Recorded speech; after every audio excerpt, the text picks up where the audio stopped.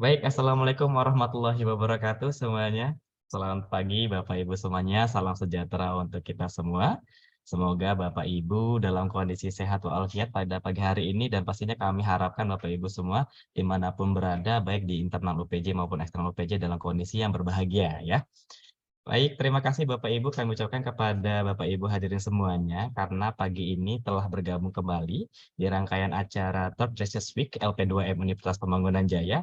Ini hari ketiga kita. Jadi setelah 2 hari kemarin ada workshop dan juga webinar ya Bapak Ibu ya. Nah hari ini LP2M berkolaborasi dengan program studi arsitektur dan juga teknik sipil Universitas Pembangunan Jaya menyelenggarakan Urban Studies Online Seminar Series untuk chapter Urban Development. Kami ucapkan selamat datang kepada Bapak Ibu Kaprodi. Di sini ada Bu Ratna, ada Ibu Riris, dan juga ada Bapak Wagdek, FTD ya, Bapak Danto. Selamat pagi Pak Danto. Lalu ada juga Bapak Kepala LP2M, Bapak Edi Purwanto. Selamat pagi Pak Edi. Dan juga narasumber kita di sini ada Prof. Iwandari atau Prof. Wiwi, lebih akrab kita panggil ya. Terus juga dan moderator Ibu Isa ya. Nah Bapak Ibu juga kami ucapkan selamat datang peserta webinar pada pagi hari ini. Sebelum masuk acara webinar, izinkan kami dari LPPM untuk membacakan susunan acara kita pada hari ini. Jadi di sini ada pembukaan, nanti dilanjutkan dengan kata sambutan dari Kepala LP2M. Kami jelaskan sedikit juga tentang Sekapur Siri Research Week yang ketiga, lalu dilanjutkan dengan Urban Studies Online Seminar Series Chapter Urban Development, dan diakhiri dengan dokumentasi dan penutupan. Baik Bapak Ibu, selanjutnya adalah kata sambutan dari Kepala LP2M Universitas Pembangunan Jaya untuk memberikan sambutan di acara webinar kita pada pagi hari ini. Kami mohon berkenan Bapak Edi Purwanto selaku Kepala LP2M Universitas Pembangunan Jaya untuk memberikan kata sambutan. Kepada Bapak Edi, layar dan tempat dipersilakan Pak. Terima kasih Mas Weri. Selamat pagi Bapak Ibu. Yang saya hormati Pak Danto Sukmajati, Wakil Dekan FTD, Ibu Ratna Sapitri, Kaprodi Arsitektur, dan juga Ibu Pratika Riris Putrianti, Kaprodi Teknik Sipil, dan Bapak Ibu dosen arsitektur maupun teknik sipil, dan juga mungkin ada mahasiswa. Terima kasih untuk kehadirannya, terima kasih untuk kerjasama yang baik dalam kolaborasi antara LPPM dan Prodi Teknik Sipil dan Arsitektur sehingga terlaksana online seminar pada pagi hari ini yang membawa tema strategi keberlanjutan dan ketangguhan pada kawasan metropolitan, yang mana Prof. Wiwandari Handayani yang akan menjadi narasumber kita pada pagi hari ini. Kami sambut Prof. Terima kasih untuk kehadirannya Prof. Untuk waktu yang diluangkan, mungkin pasti di tengah kesibukan Prof ya. Terima kasih dan berharap bahwa sharing dari Prof nanti menggugah kembali nih para dosen arsitektur dan teknik sipil untuk melahirkan kota yang berkelanjutan ya, yang tangguh dan berkelanjutan begitu.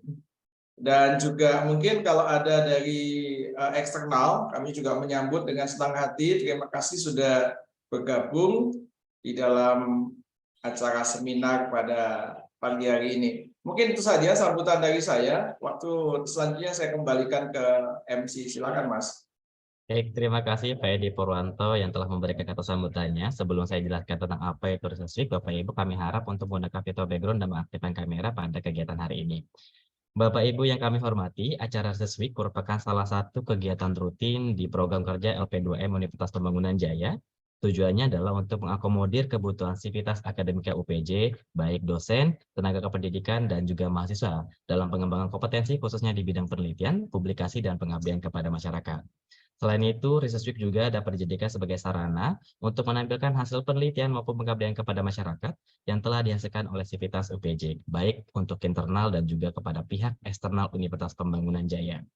Bapak Ibu, tahun ini adalah tahun ketiga Research Week diselenggarakan. Sama seperti 2 tahun sebelumnya, kami melaksanakan Research Week terdiri dari atas beberapa kegiatan webinar, pameran, diseminasi, dan juga publikasi. Dan yang terbaru kemarin di hari Senin dan besok juga akan ada selaksakan namanya workshop penelitian. Baik Bapak Ibu, selanjutnya mari kita masuk ke acara Urban Studies Online Seminar Series Chapter Urban Development dengan topik seminar strategi keberlanjutan dan ketangguhan pada kawasan metropolitan yang saat ini menghadirkan Profesor Dr. Ingwi Wandari Handayani STMT MPS, yaitu sebagai Ketua Departemen Perencanaan Wilayah dan Kota dari Universitas Diponegoro, Semarang. Biodata dan seluruh kegiatan diskusi ini akan dibawakan bersama Ibu Isa Samisat Ismail Tafridz STMT MSc selaku moderator acara hari ini dan juga merupakan dosen dari program studi arsitektur Universitas Pembangunan Jaya. Kepada Ibu Isa, kami persilakan untuk mengambil alih acara. Silakan Bu Isa. Terima kasih Mas Heri atas perkenalannya. Selamat pagi Bapak Ibu semua. Terima kasih telah hadir pada acara webinar series di Third Research Week Universitas Pembangunan Jaya. Terima kasih khususnya kepada Ibu Profesor Dr. Iwi Wandari Handayani, atau biasanya saya manggilnya Bu Wiwi atau Prof Wiwi gitu ya, yang telah bersedia membagikan ekspertisnya hari ini tentang ketangguhan kawasan untuk kita semua. Selamat pagi Prof Wiwi.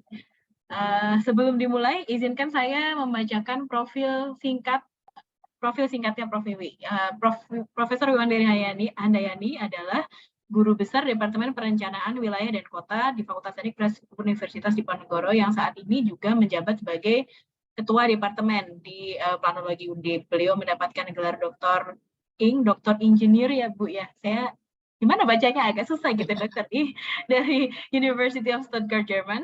Beliau memiliki 2 gelar master, yang pertama dari Planologi ITB dan yang kedua dari Departemen Population Studies di Australian National University di Canberra. Sedangkan gelar sarjananya beliau dapatkan dari Undip ya Bu ya, Planologi Undip. Terus selain sebagai Ketua Departemen Perencanaan Wilayah dan Kota, Prof Wiwi juga adalah Ketua Center for Urban and Regional Resilience Research atau CURE di Fakultas Teknik Undip. Beliau juga Wakil Ketua Resilience Officer di Kota Semarang, serta Ketua Divisi Riset untuk Initiative for Urban Climate Change and Environment. Kalau publikasinya, kalau mau saya bacakan kayaknya sampai sore juga nggak habis, jadi nanti Bapak Ibu boleh cari Google Scholar-nya aja. Dan sebagai seorang planner, bagi saya pribadi, Prof Wiwi ini statusnya udah legendary banget gitu ya Bapak Ibu ya.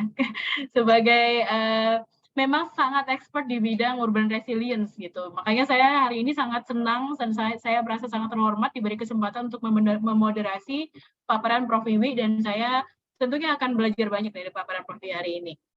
Kepada Bapak Ibu yang sudah ada di ruang Zoom, nanti boleh menuliskan pertanyaannya selama paparan di kolom chat. Saya yakin pasti sudah hafal ya, sudah 3 tahun sering banget Zoom dan webinar, pasti sudah tahu bagaimana caranya. Silahkan tuliskan pertanyaan di kolom chat, nanti di akhir kita pasti akan ada sesi tanya jawab.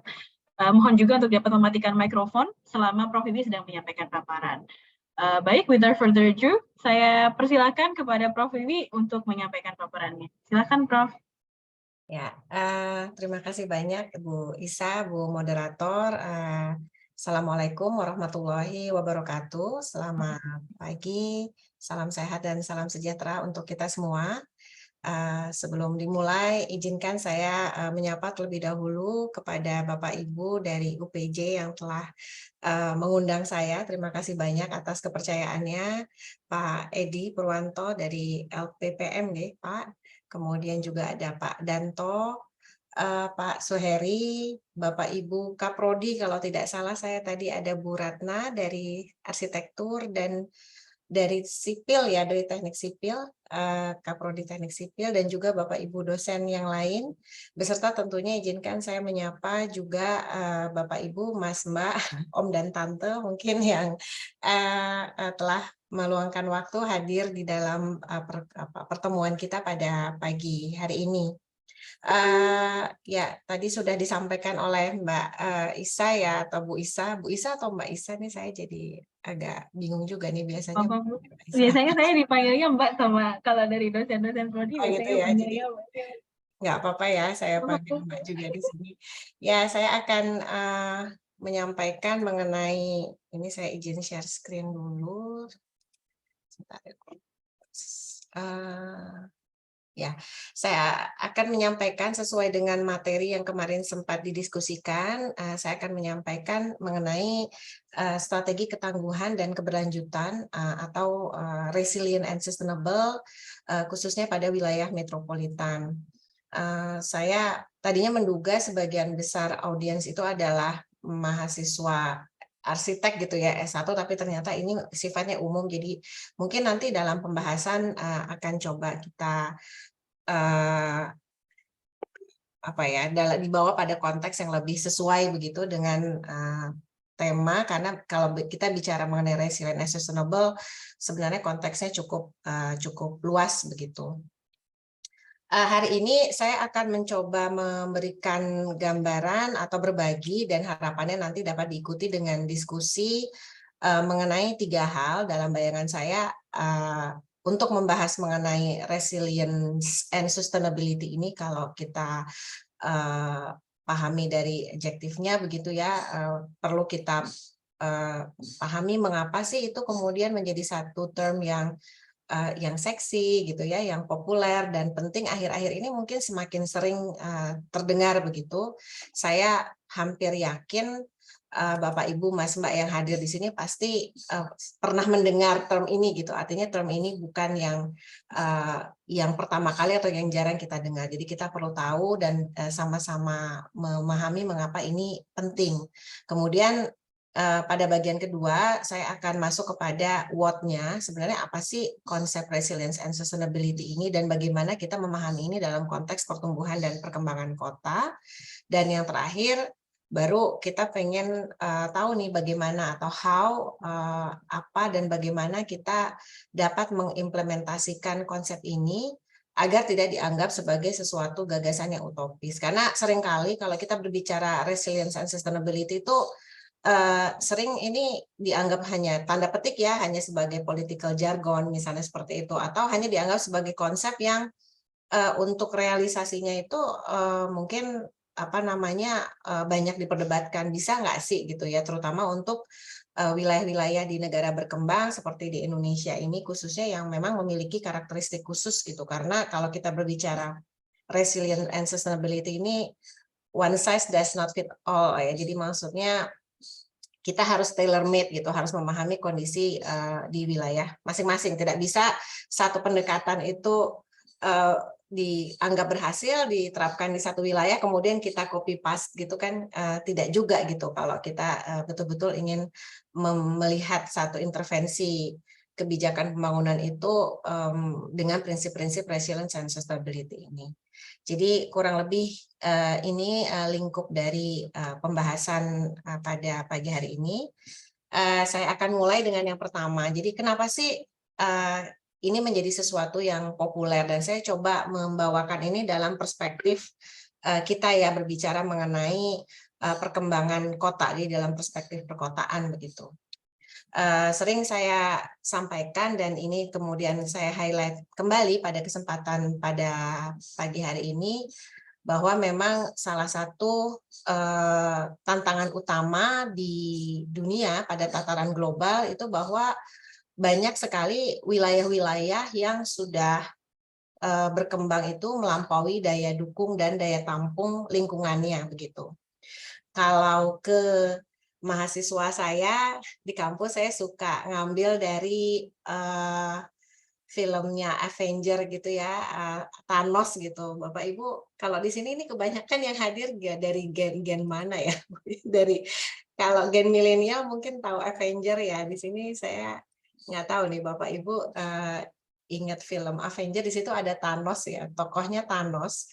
Thanos itu kan dalam film itu kan dia pengen membuat alam semesta ini lebih nyaman dengan membasmi separuh penduduknya begitu, karena dianggap penduduk itu sudah over capacity. Nah, menurut saya si sutradara Avenger ini dia sangat Malthusian banget ya, dia memahami situasi real di dunia, karena sebenarnya dunia kita juga sudah over capacity gitu.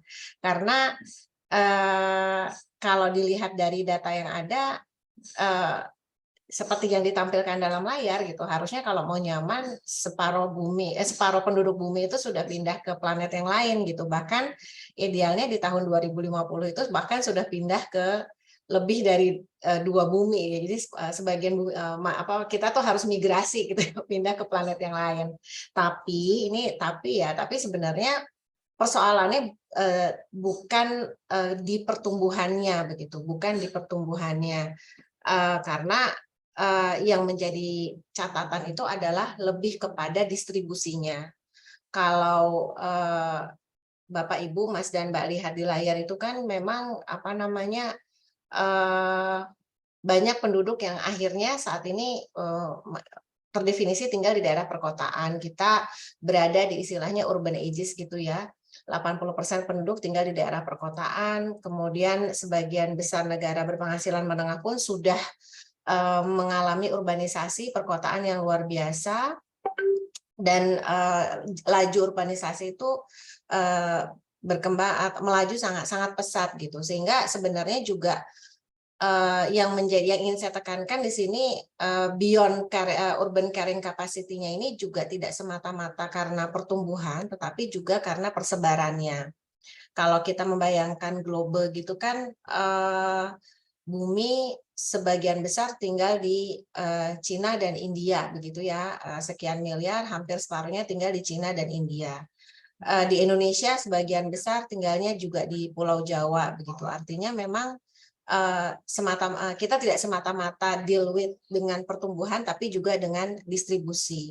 Sehingga ada daerah-daerah yang sudah melampaui daya dukung dan daya tampung lingkungan, sudah terlalu exhausted gitu ya wilayahnya, akhirnya muncul persoalan-persoalan perkotaan. Nah, hal ini juga ditambah dengan tantangan global yang berhubungan dengan perubahan iklim. Sama halnya dengan tadi saya menyinggung isu mengenai resilience dan sustainability, saya juga yakin Bapak, Ibu, Mas, dan Mbak yang hadir di ruang online ini juga pasti sudah sering mendengar isu-isu yang berhubungan dengan perubahan iklim begitu.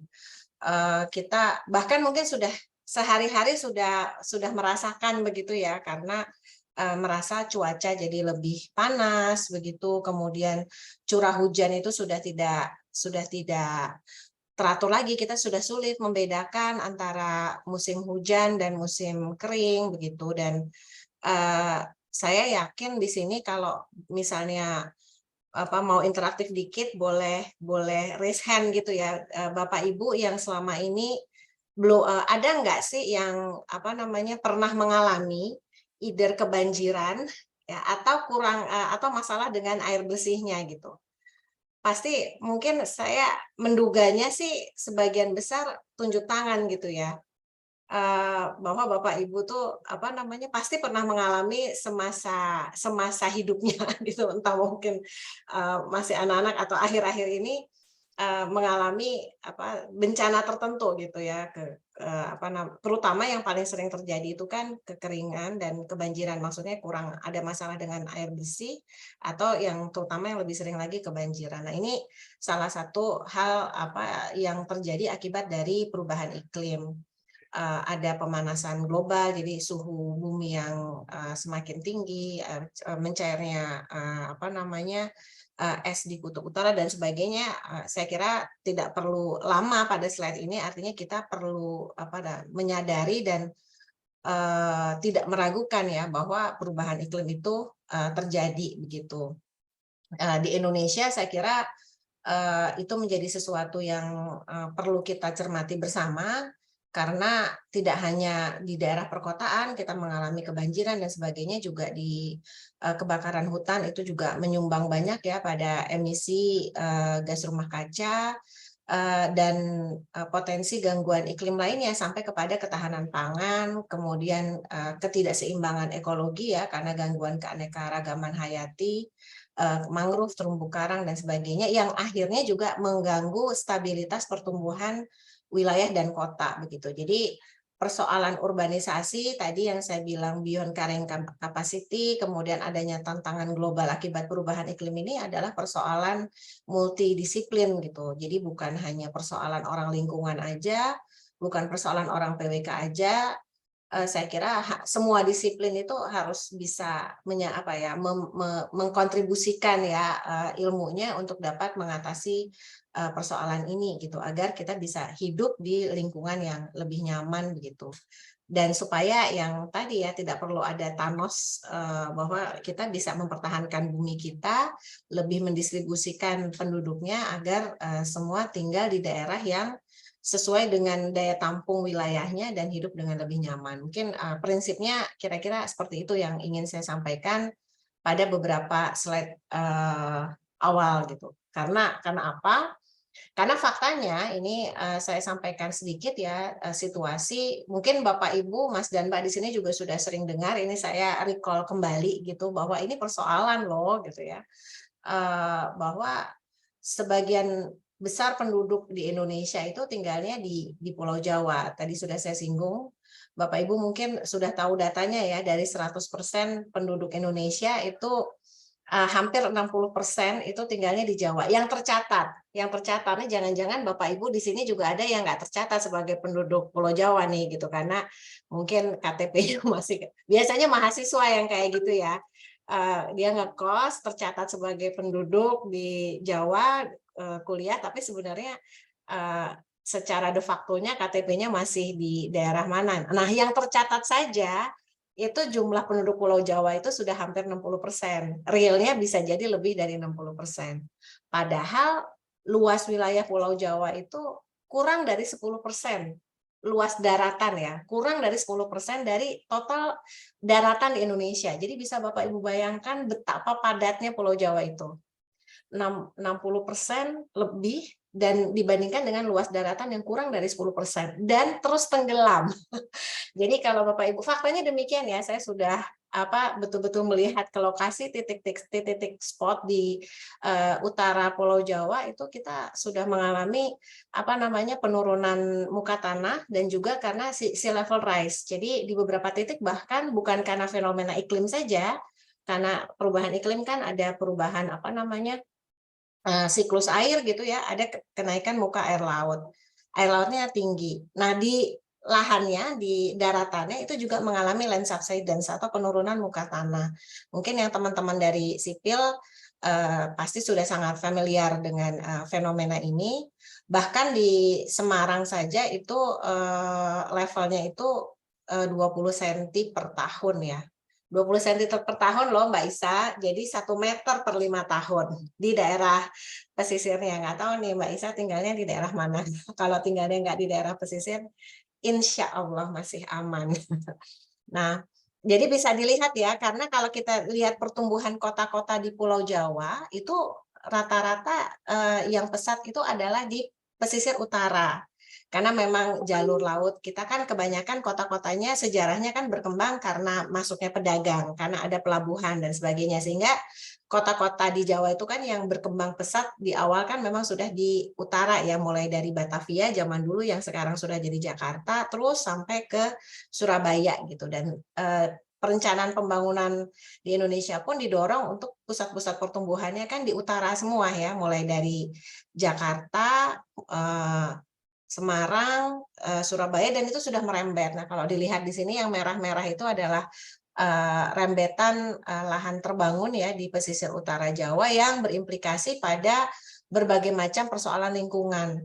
Ini saya hanya menyebutkan beberapa saja yang sebagai implikasi kombinasi tadi dari pertumbuhan yang tidak seimbang tadi, sudah melampaui daya dukung dan daya tampung.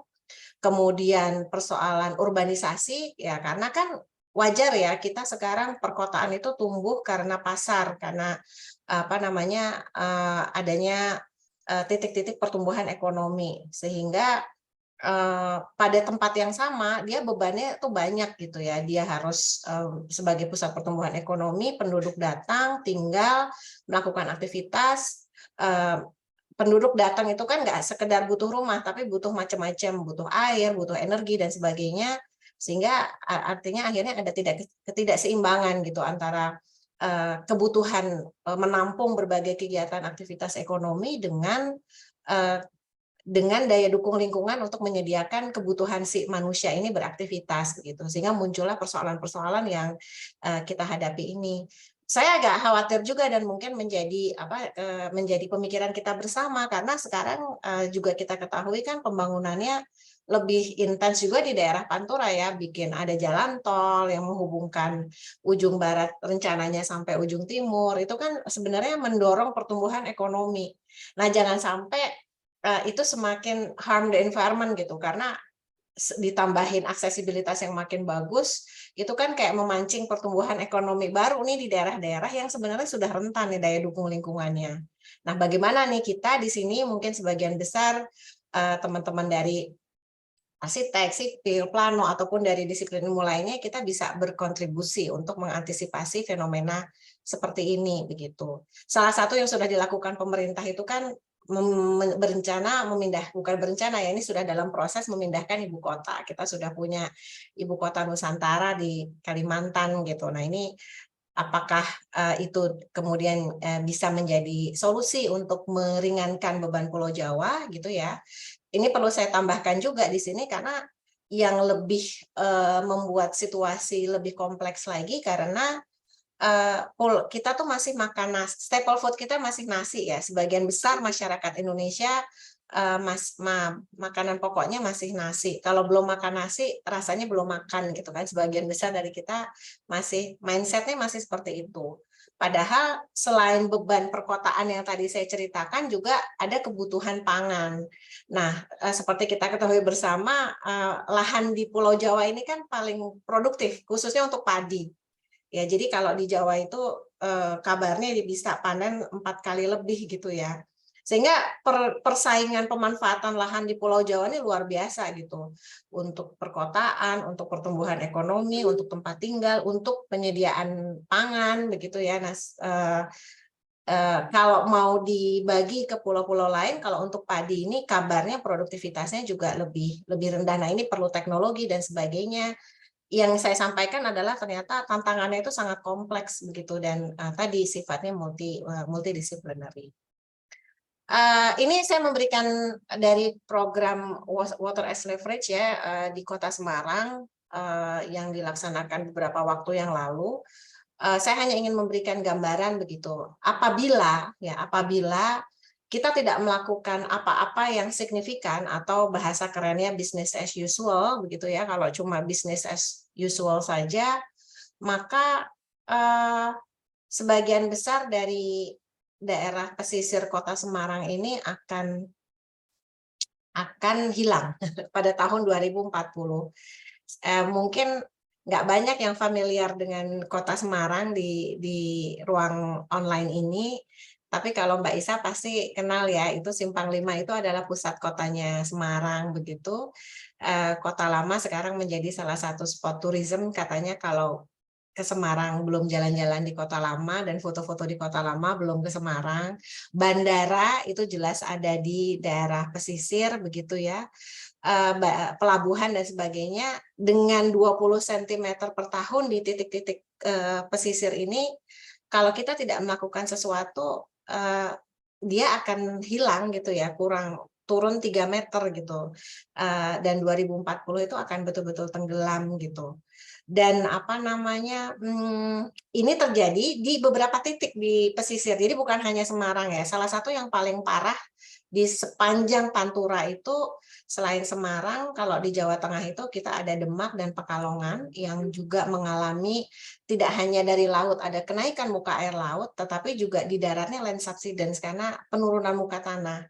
Karena jenis tanahnya yang aluvial muda ya, jadi teman-teman sipil atau arsitek pasti lebih paham.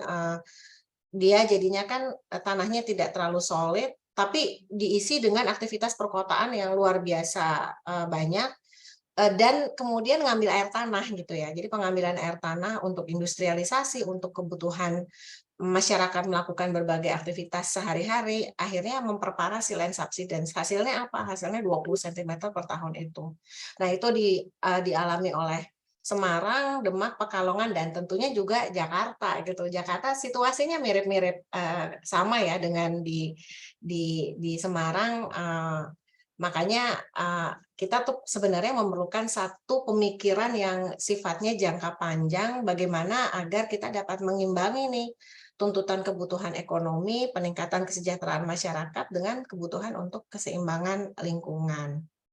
Nah, saya kira fenomena itu juga kemudian perlu kita kaitkan juga dengan fenomena perubahan iklim. Jadi di sini saya juga tadi sudah saya singgung kalau kita bicara perubahan iklim itu ada adaptasi dan ada mitigasi. Nah, kalau tadi kan kita perlu adaptasi itu kan artinya kita perlu merespon ya atas gangguan-gangguan yang kita hadapi.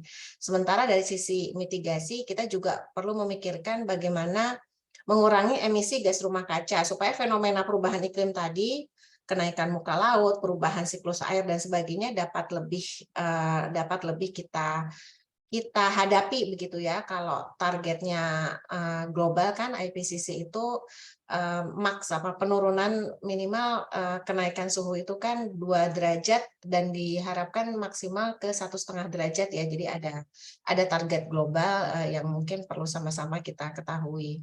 Nah, sebagai informasi di Indonesia sendiri emisi gas rumah kaca itu paling banyak dikontribusikan oleh sektor AVOLU ya, agriculture, forestry and land use. Jadi dari sektor karena deforestasi, jadi persoalan hutan kita yang banyak yang rusak atau hutan rimba yang kemudian berganti menjadi perkebunan, kelapa sawit dan sebagainya itu sangat berpengaruh dengan tingkat emisi gitu ya, dan berkontribusi sampai dengan 55%.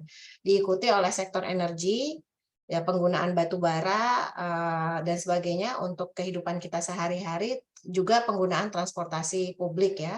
Sehingga top 3 ini juga salah satu hal yang saya kira penting untuk bisa kita pahami bersama, selain fenomena-fenomena yang tadi saya sampaikan ya. Jadi ada bencana macam-macam akibat iklim, tapi juga apa-apa yang kemudian berkontribusi banyak pada peningkatan emisi gitu. Jadi mungkin kalau dari perspektif teman-teman desain ya, entah dari rancang ya, dari sisi arsitektural, sipil, kita di PWK itu ya penggunaan desain yang meminimalisir penggunaan transport, jadi kayak walkable cities, kemudian minim energi, jadi blue green base design gitu ya, blue infrastructure, green infrastructure development. Saya kira menjadi bagian yang harusnya sekarang tidak terpisahkan di setiap desain kita dalam merancang kawasan begitu. Karena ini sudah urgent call nih sebenarnya nih, wilayah kita sudah butuh inovasi-inovasi untuk desain-desain yang lebih sustainable seperti itu, karena fakta-fakta yang kurang lebih coba saya sampaikan. Selain sebenarnya memang forestry. Jadi bagaimana kita merimbakan hutan kita yang sudah banyak rusak begitu. Nah, itu juga menjadi salah satu PR besar untuk lebih mengendalikan tadi fenomena perubahan iklim supaya kenaikan muka laut, kenaikan suhu dan sebagainya dapat lebih terkendali begitu. Persoalannya adalah kalau kita kaitkan dengan fenomena-fenomena tadi dengan situasi yang terjadi di lingkungan kita di Indonesia atau khususnya di perkotaan Indonesia adalah saya melihat, feel free untuk tidak setuju ya, nanti ini bisa jadi bahan diskusi. Ini benar-benar dari hasil pengamatan saya gitu. Kita tuh lebih suka kepada pembangunan fisik, green infrastructural development. Kita banyak bangun jalan, infrastruktur jalan tol, kalau di pesisir kita bangun seawall, pembangunan bisa dicek di rencana tata ruang, kita punya berapa kawasan strategis nasional dan proyek strategis nasional, pengembangan kawasan industri, kita bikin pelabuhan, bandara. Dan saya bukan menganggap ini nggak penting, ini sangat penting dan strategis untuk mendorong pertumbuhan ekonomi. Cuma persoalannya adalah kita nggak bisa cuma ngomongin ini aja, cuma fokus di investasi pembangunan ini. Kita harusnya melihatnya lebih kepada pembangunan yang lebih komprehensif. Kalau mau bangun infrastruktur jalan tol, ya harusnya kita juga integrate pembangunan ini dengan pembangunan kawasan di sekitarnya, ya, dengan memperhatikan bagaimana ekologi sistemnya gitu. Karena seringkali mungkin pernah dengar ya, gara-gara jalan tol sawahnya tuh jadi kebelah gitu ya misalnya. Terus petani tiba-tiba dia susah tuh mau nyebrang karena dulunya dia tinggal jalan, tiba-tiba kepotong jalan tol. Itu kalau dari sisi petani. Belum lagi saluran airnya, irigasi dan sebagainya. Faktanya di lapangan itu ternyata ya bangun tapi kemudian tidak diikuti dengan pertimbangan jalur-jalur ekologis, sehingga sering dengar, bisa dicek di berita di koran, tiba-tiba jalan tol banjir gitu ya. Pasti pernah dengar beritanya. Itu hanya salah satu contoh saja, karena ternyata pembangunan fisik ini very much gray oriented gitu ya. Jadi pembangunan fisik tanpa terlalu memikirkan blue and green-nya. Jadi airnya, sistem ekologinya, dan yang penting juga livelihood masyarakatnya gitu. Kalau tadi pagi sebelum saya acara nih, saya sempat lihat berita tuh lagi heboh yang di Pulau Komodo. Udah pada baca ininya belum ya? Lagi banyak tuh di TikTok dan sebagainya yang pemerintah pengen mengembangkan Komodo sebagai wisata premium. Terus akhirnya penduduk pantai, penduduk pulaunya kemudian harus tersingkirkan karena kalau premium dia harus dibangun dengan layanan yang baik, bla bla bla. Tapi ternyata local people-nya tidak mendapatkan manfaat yang maksimal gitu. Kabarnya yang beredar seperti itu. Saya belum browsing research lagi ya lebih jauh. Saya baru melihat dari berita yang ada aja gitu. Tapi seringkali pembangunan kita tuh seperti itu ya. Jadi ya, saya nggak menyalahkan sih, saya memahami juga dari perspektif pemerintah kan pengennya dorong perekonomian. Untuk mendorong itu perlu disediakan infrastruktur macam-macam gitu ya. Tapi secara jangka panjang itu sebenarnya harm the environment itu nggak baik untuk pengembangan lingkungan, pengembangan masyarakat. Karena itu tadi masalah ekologi, livelihood, kehidupan masyarakatnya kemudian banyak terabaikan begitu. Itu bagian dari why-nya, supaya nggak bosen mungkin.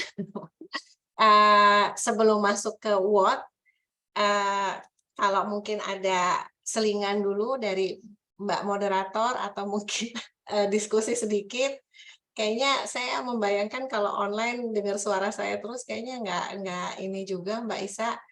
Mau ada ini nggak nih selingan-selingan Iya, Bu. Saya sih, Bu, sebenarnya saya pengen banyak tanya-tanya sih, Bu. Jadi saya yang pengen tanya-tanya. Emang niatnya saya mau kuliah 3 SKS aja sih ini sama Bu.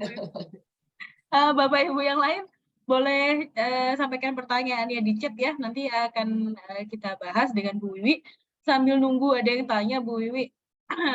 Kalau untuk land subsidence, misalnya ya di Semarang saya dulu pernah ikut riset yang di daerah yang sekarang jadi kampung nelayan itu. Tambak Lorok. Tambak Lorok ya. Tambak Lorok sama dulu kan sama dosen-dosen di arsitektur ya, Bu, arsitektur Undip dulu ya. Itu kan juga memang tanahnya tuh, rumahnya tuh udah tenggelam sampai 1 lantai, hampir 1 lantai pertama gitu kan, Bu. Jadi dia harus bangun lagi rumahnya tuh, udah kondisinya tuh memang sudah senyata itu gitu. Nah, kalau kita bicarakan konteksnya dalam satu pulau Jawa gitu ya, misalnya dia nantinya akan lama-lama akan makin tenggelam. Apakah memang caranya land subsidies itu apakah reversible dan ataukah ya udah satu-satunya cara kita harus migrate, we have to move, atau seperti apa sih, meskipun misalnya kita bisa tekan turunnya nggak banyak gitu kan, misalnya dengan kita menerapkan berbagai cara yang lebih sustainable gitu, tapi apakah itu reversible dan terus harus gimana gitu orang-orang yang tinggal di daerah yang sudah terlanjur tenggelam ini? Ya, kalau menurut saya sih pilihannya kita harus jalan paralel ya, 2 gitu, 2 paralel. Yang pertama kita selalu harus membuka opsi buat retreat. Jadi maksudnya ya bagaimana kita mengendalikan pengembangan wilayah di daerah-daerah yang rentan ini supaya tidak semakin meningkatkan kerentanan lingkungannya, termasuk memikirkan opsi untuk mengajak masyarakat itu dia pindah begitu. Tapi mungkin masyarakat tertentu ya, karena kalau masyarakatnya itu nelayan, dia kan sudah terbiasa tinggal dekat dengan laut dan sebagainya. Dari banyak pengalaman memindahkan nelayan itu nggak pernah berhasil di Indonesia tuh, karena pasti mereka pengennya tinggal di dekat laut begitu. Nah, jadi pengendalian pembangunan itu menurut saya nomor 1. Jadi kita menjaga agar wilayah itu berkembang secara optimal. Jadi jangan didorong dibangun-bangun lagi nih. Yang saya agak khawatir dan sering saya sampaikan kan kayak di banyak daerah, kayak di Semarang nih bikin tol laut ya. Kemudian kan daerah yang tadinya tenggelam jadinya kering. Pengen dibangun kawasan industri lagi gitu. Saya deg-degan banget kalau dibangun kawasan industri nanti ngambilin air lagi.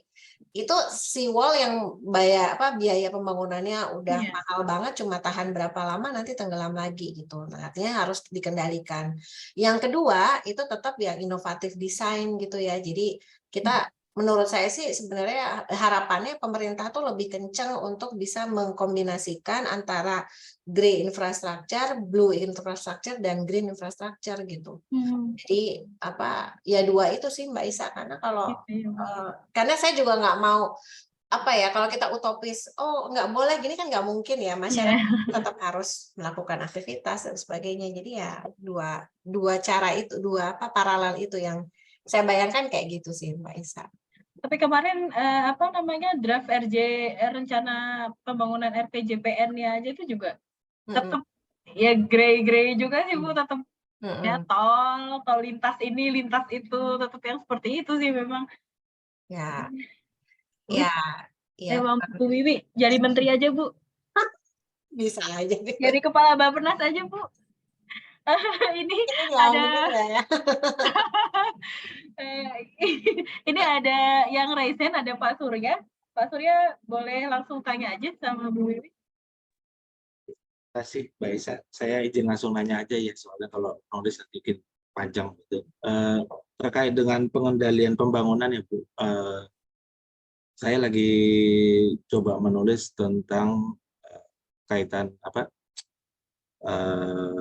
keterlibatan pihak swasta ya di dalam pembangunan kota kita begitu. Nah itu kan tadi Ibu bilang ada masalah di pantai utara Jakarta begitu. Nah di dekat rumah saya itu ada pembangunan itu ya, PIK ya, kalau Ibu tahu kan ada reklamasi dan lain-lain dan dilakukan oleh pihak swasta begitu. Nah, dari sisi kacamata planner begitu, itu bagaimana ya keterlibatan pihak swasta di dalam pembangunan kota kita? Apa itu sesuatu yang perlu didorong atau jangan-jangan itu yang harus direm, karena tadi kan pengendalian pembangunan tadi ya. Kalau swasta kan selama itu menguntungkan mereka akan membangun begitu ya. Ya. Mungkin itu sih Bu. Makasih. Terima kasih Pak Surya. Ini menarik Pak, Bapak kayaknya udah bisa ini. Itu tuh ada di slide saya yang how Pak sebenarnya.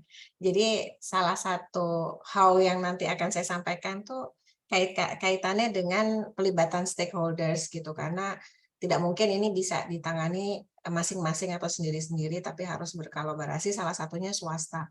Kalau boleh saya jawab sekarang, nanti bisa kita diskusi lagi ya Pak, ketika masuk ke bagian how itu. Sebenarnya yang perlu tuh diatur sih Pak. Jadi bagaimana menurut saya semua itu harus dilibatkan termasuk swasta. Nah, cuma bagaimana sekarang kita punya instrumen kebijakan dan monitoring untuk bisa mengatur itu gitu. Nah, dan yang menjadi persoalan kalau itu tidak dilibatkan kan juga faktanya semua most of lahan ya di daerah pesisir itu kan juga sudah dimiliki oleh swasta ya Pak. Jadi mau tidak mau kita harus mengatur, bekerja sama, berkolaborasi dengan pihak swasta ini Pak. Gitu. Dan saya pikir kalau Bapak lagi nulis itu tuh tema yang sangat menarik Pak, bagus. Saya tunggu Pak nanti tulisan Pak Surya. Lagi riset atau lagi nulis aja Pak? Atau memang lagi riset di situ? Lagi coba menulis itu ya Bu. Iya. Ya, kita punya mekanismenya Pak. Kalau di Indonesia instrumen kebijakannya kan KPBU ya, itu ada peraturan dari Bappenas, kerjasama pemerintah dan badan usaha. Nah ini kalau sedikit mendalami ke bagiannya itu sebenarnya Bappenas pun sekarang juga sudah mulai dengan apa namanya mitra-mitra yang lain di bawah Kementerian Keuangan, ada SMI, PII ya, Sarana Multi Infrastructure, IF dan sebagainya.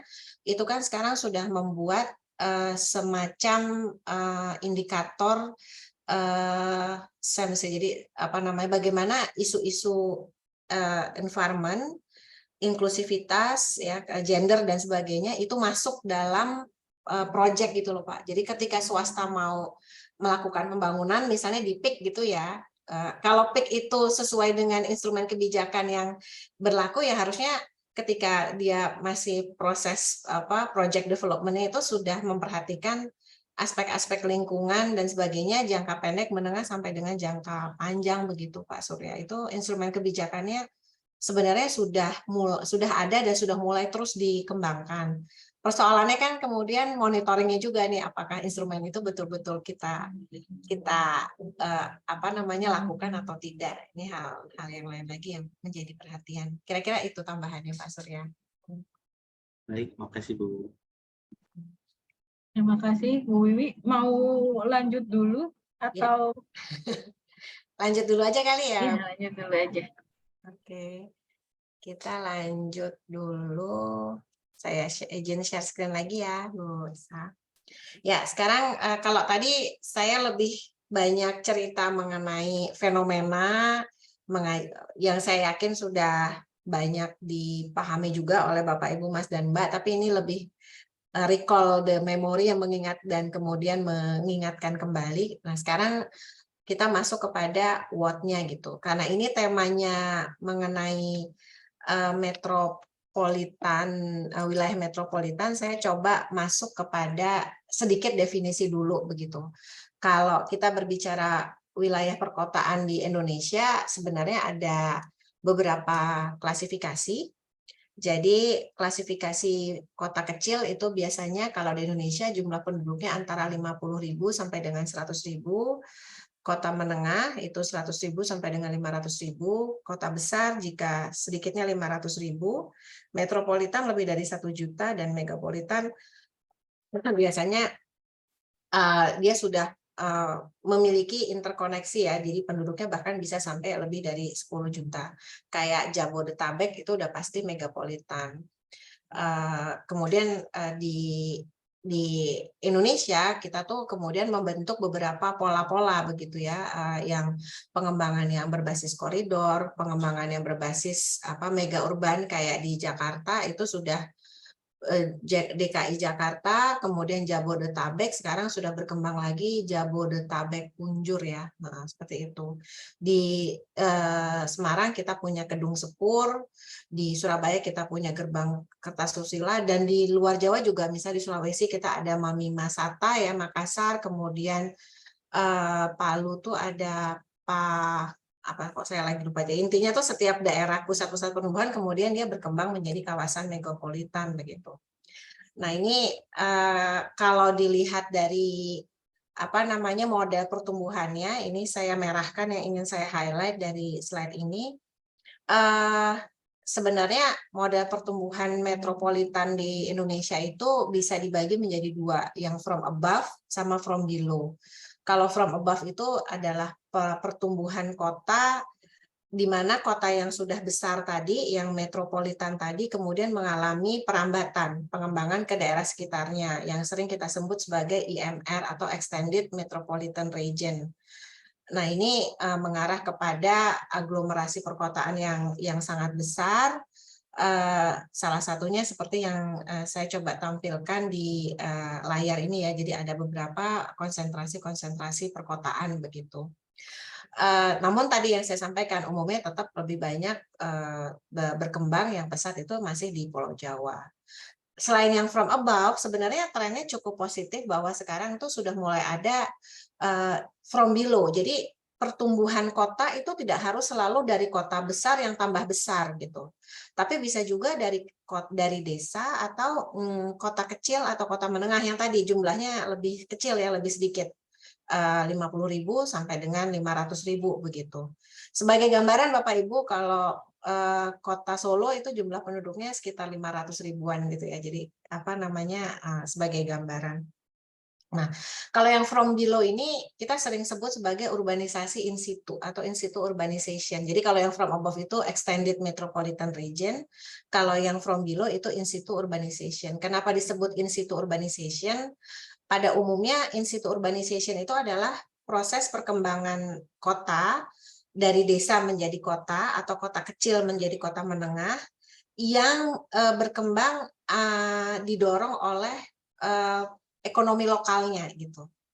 Nah, ekonomi lokal yang sekarang ini jadi lagi favorit kan pariwisata. Jadi kalau Bapak Ibu, Mas Mbak cermat melihat fenomena di Indonesia, apalagi yang pada saat COVID gitu ya, itu kan banyak sekali daerah-daerah wisata gitu ya, di daerah desa kota kecil, karena dianggap wisata itu menjadi satu sektor perekonomian yang ampuh untuk mengungkit atau mengangkat berbagai macam sektor ekonomi yang lain. Ada agrowisata, kemudian butuh nanti ada industri, dia beli-beli jajan-jajan makanan, nanti ada kuliner dan sebagainya, sehingga daya ungkitnya besar, sehingga urbanisasi in situ ini biasanya didorong mungkin wisata lokal, kemudian yang lain juga industri kecil ya, UMKM begitu. Dan biasanya urbani in situ itu tidak disertai dengan mobilitas penduduk. Jadi kalau IMR itu Extended Metropolitan Region itu biasanya dia mengambil atau menguras sumber daya dari daerah sekitarnya. Bapak Ibu mungkin kayak Mbak Isa ini mungkin bukan contoh yang bagus ya, karena orang yang dari luar Jakarta itu pindah ke Jakarta, itu adalah contoh dari Extended Metropolitan Region. Kalau saya agak kebalikan ya, saya besar di Jakarta tapi sekarang saya jadi orang Semarang gitu. Nah, kalau urbanisasi in situ tuh biasanya dia benar-benar berkembang dari proses pengkotaan, jadi dia ada pergeseran dari sektor pertanian ke sektor industri ataupun ke sektor jasa, tapi tidak diiringi dengan pengurasan sumber daya dari daerah pinggirannya. Jadi ya dia berkembang mungkin lebih lambat ya perkembangannya, tetapi dia betul-betul dari sumber dayanya sendiri, ya sumber daya alamnya, sumber daya manusianya begitu. Sementara kalau yang from above itu ada kecenderungan dia mengambil, makanya disebut nggak in situ gitu, karena dia kemudian berkembang, dia kemudian menarik sumber daya dari daerah-daerah sekitarnya, termasuk paling utama ya biasanya tenaga kerja. Jadi fenomena mudik itu adalah bagian yang membuktikan bahwa ternyata ya di Indonesia itu yang paling banyak dominan tuh masih from above. Kalau yang dominan itu in situ urbanization ya mungkin mudik tuh nggak bakal segitu hebohnya gitu setiap tahun. Ini mungkin sedikit boleh izin saya menyampaikan mengenai model pertumbuhan dan pembangunan kota di Indonesia. Jadi ada yang from above dan yang from below. Nah, masing-masing itu kemudian pada level yang lebih mikro membentuk fenomena-fenomena tertentu begitu. Yang paling populer mungkin teman-teman arsitek juga sudah sering dengar ya, kita ada yang namanya konsep complexity. Jadi bagaimana agar balik ke why tadi ya, isu-isu lingkungan itu dapat lebih terkonsentrasi, hanya tidak menyebar kemana-mana, hanya di daerah-daerah tertentu saja. Kemudian muncul konsep complexity yang harapannya dapat mengintensifkan pemanfaatan lahan. Jadi kota itu didesain dengan compact, dengan padat, kemana-mana orang bisa jalan kaki, jadi mengurangi emisi dari kendaraan bermotor begitu. Kemudian lahan hijaunya kemudian bisa juga dikonsentrasikan di daerah-daerah yang sudah ditentukan begitu ya, dengan harapan segala sesuatunya bisa lebih efisien. Hal yang lain juga selain intensifikasi juga fenomena ekstensifikasi. Nah, ini yang seringkali jadi persoalan begitu, karena ekstensifikasi lahan ini sering tidak terkontrol.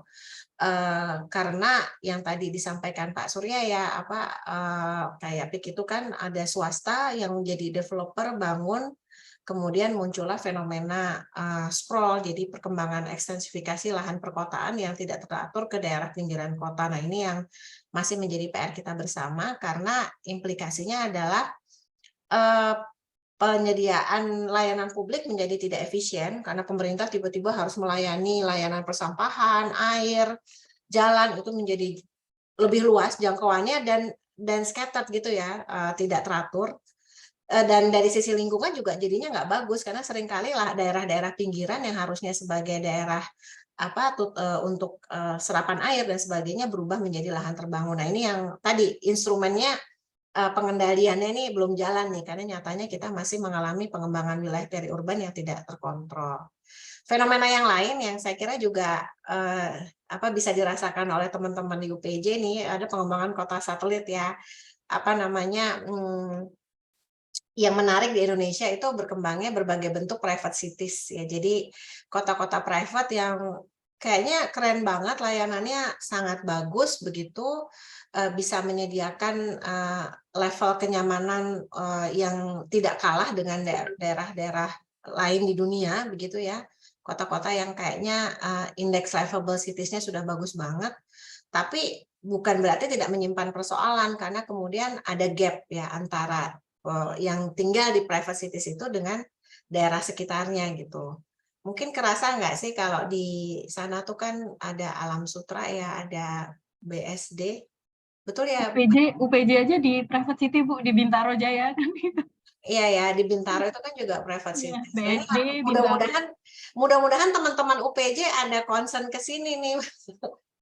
Supaya bagaimana lebih inklusif gitu ya. Ini kan nanti akhirnya kaitannya dengan konsep kota inklusif gitu. Kota satelit itu inklusif nggak sih? Dalam arti seluruh lapisan masyarakat itu betul-betul dapat menikmati kenyamanan yang disediakan oleh kota tersebut begitu. Ini beberapa pada level terminologi yang kemudian muncul ketika kita berbicara perkembangan kota atau konteksnya dengan metropolitanisasi. Nah,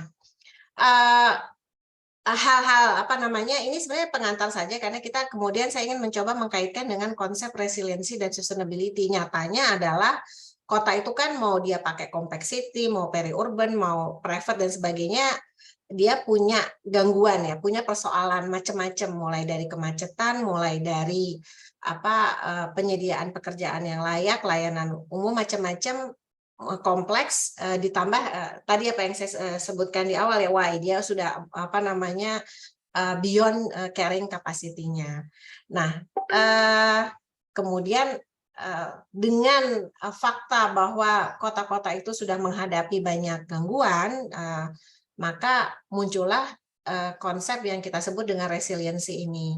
Konsep resilience secara umum bisa dilihat pada layar ya, adalah kemampuan atau kapasitas untuk mengatasi guncangan dan tekanan. Jadi shocks and stresses gitu.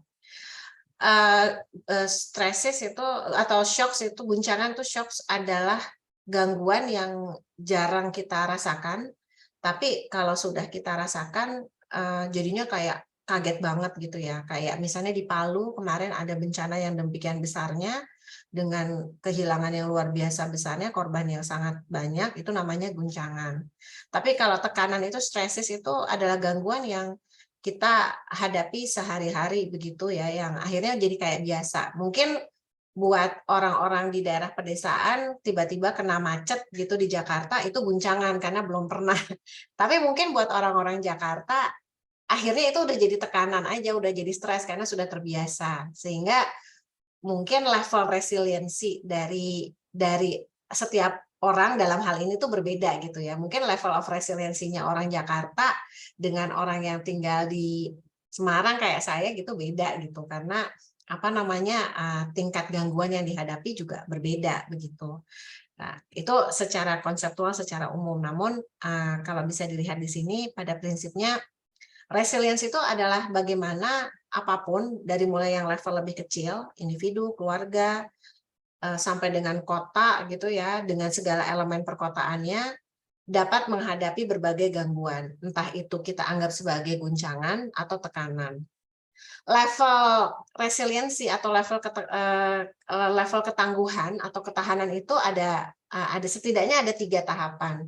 Biasanya ketika kita dapat gangguan, kita tuh secara alamiah apapun ya, mau individu mau sistem, itu pasti akan mencoba untuk bertahan dulu gitu, dengan harapan dia bisa terus berfungsi saat terjadi gangguan gitu ya, dia bertahan. Lama-lama dia beradaptasi gitu ya, lama-lama dia beradaptasi.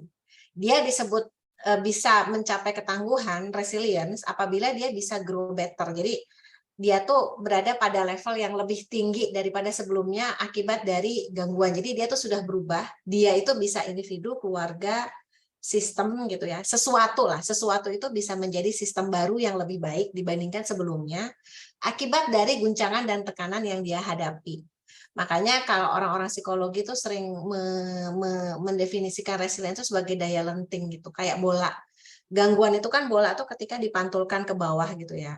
Makin kenceng gangguannya, kan pantulannya makin tinggi ke atas gitu. Artinya kalau makin banyak cobaan itu biasanya peluang untuk menjadi jauh lebih baik itu lebih besar gitu. Jadi ini buat orang-orang psikologi ini banyak pakai ilmu ini gitu.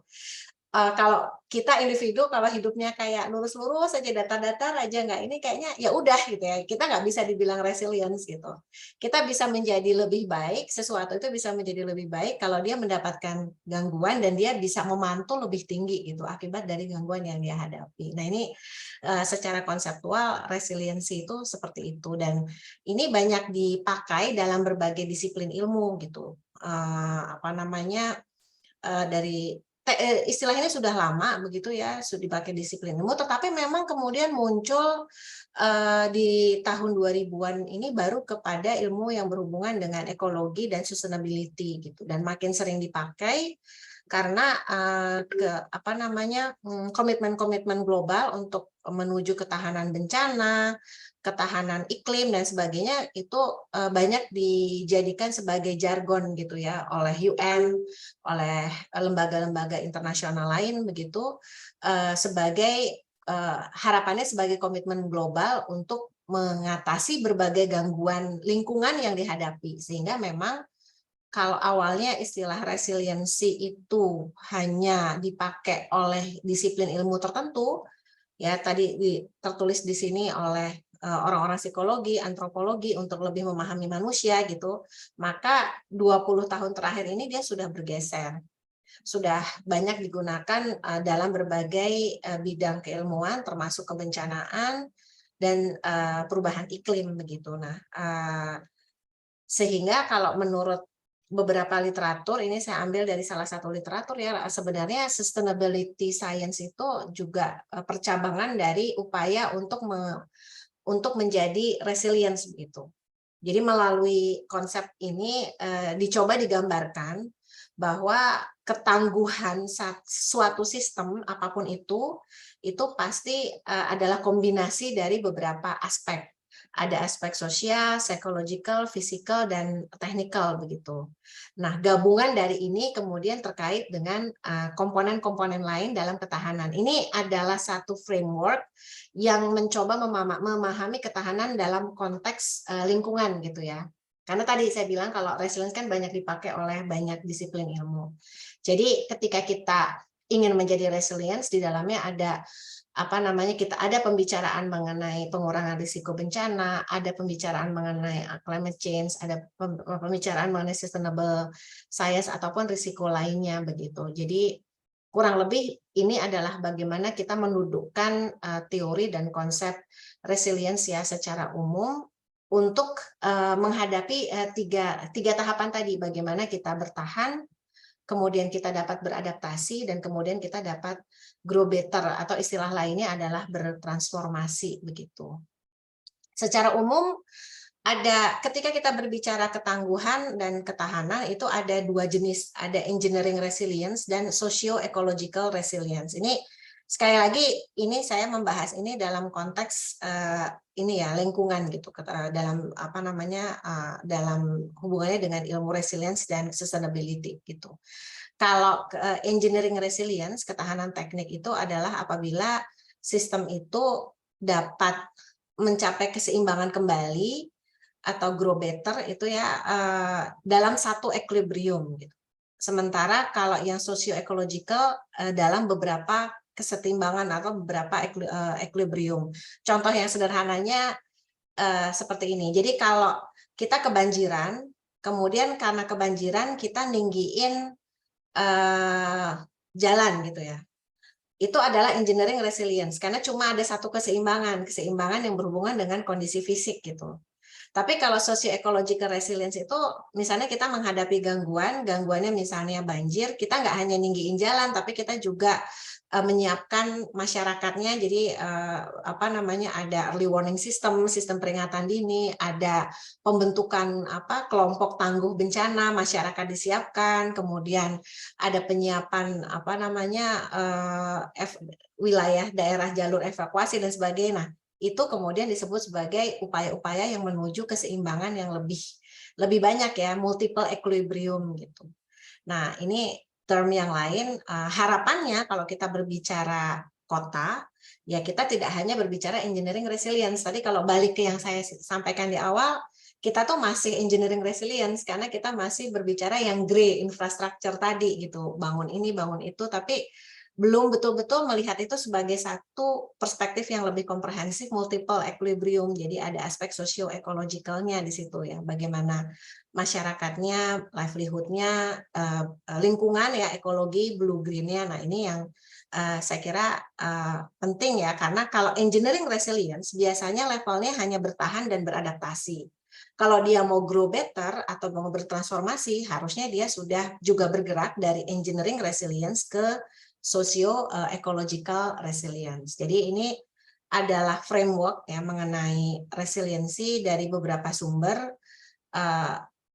leveling dari ketahanan itu gitu, di mana sustainability atau keberlanjutan itu ya sebenarnya adalah salah satu hal yang menjadi poin penting ya untuk dapat memastikan ketahanan itu dapat bergeser dari engineering yang tadi single equilibrium ke socio-ecological resilience gitu, yang multi-level equilibrium, dari bertahan beradaptasi ke transformasi. Nah, yang bikin repot secara atau ya yang agak unik itu kalau kita mau bertransformasi, itu karakternya kita tuh harus proaktif menghadapi gangguan. Jadi sebelum gangguannya muncul, kita udah harus mikirin dulu nih gitu. Kayak tadi pertanyaannya Mbak Isa, ya itu land subsidence tuh harusnya kita gimana nih? Nggak nunggu land subsidence tambah dalam, kita harusnya udah proaktif nih, harus A, B, C, D gitu. Sementara kalau yang sifatnya bertahan ya, survival atau adaptasi, itu lebih kepada reaktif. Jadi udah banjir, banjir nih, udah kejadian banjir kita ninggiin jalan gitu. Tapi kita kurang berpikir transformatif. Oh iya, ini nggak usah nungguin banjirnya tambah parah, ya harusnya kita udah punya pendekatan yang lebih makro dan sebagainya. Nah ini yang agak sulit karena di Indonesia tuh kadang kalau saya bicara sama teman-teman pemerintah, ya Allah Bu, boro-boro mikirin yang proaktif, yang reaktif aja juga belum tentu beres persoalannya gitu. Nah ini yang seringkali menjadi kendala bagi kita nih, bagaimana kita berpikir yang ke arah socio-ecological resilience gitu. Nah ini kira-kira framework-nya demikian. Sudah ada beberapa instrumen, alat analisis yang dapat digunakan untuk mengukur sebenarnya sejauh mana sih tingkat resiliensi suatu kota begitu. Ini salah satu yang kebetulan dipakai oleh Kota Semarang karena Kota Semarang adalah bagian dari jejaring Global Resilient Cities Network. Bisa dicek, ada sumbernya di sini buat Bapak Ibu Mas Mbak yang tertarik untuk riset di bidang ini, bisa cek nih sebenarnya ada elemen-elemen ketahanan kota tuh apa aja sih. Ada 12 poros kalau menurut versinya City Resilient Index. Ada leadership, jadi tata kelola, jadi tadi pelibatan swasta itu masuknya di sini Pak Surya. Ada aspek kesejahteraan, kesehatan masyarakat, ada aspek ekonomi, ada aspek infrastructure and environment-nya. Di dalam City Resilient Index ini juga sudah ada indikator-indikator yang bisa digunakan untuk memberikan gambaran sebenarnya satu kota atau suatu kawasan itu setangguh apa sih gitu ya. Sudah ada dicoba disusun instrumen untuk analisisnya begitu. Poinnya apa? Poinnya adalah untuk menjadi kota itu tangguh ya harus komprehensif gitu. Nggak bisa cuma lihat infrastrukturnya. Kalau tadi kan Gray tadi kan mungkin hanya lihat infrastruktur, padahal yang namanya elemen ketangguhan itu mencakup banyak dimensi ya, banyak aspek, dan harus dilihat dari berbagai perspektif begitu. Kira-kira ini bagi Bapak Ibu Mas Mbak yang tertarik mungkin bisa lihat elemen-elemen yang bisa digunakan untuk mengukur ketahanan kota. Selain itu kita juga punya komitmen global ya, SDG Sustainable Development Goals. Saya yakin Bapak Ibu Mas Mbak yang ada di ruang Zoom ini familiar dengan konsep dengan SDGs, di mana SDGs ini core-nya adalah bagaimana mencapai keberlanjutan ya, sustainability.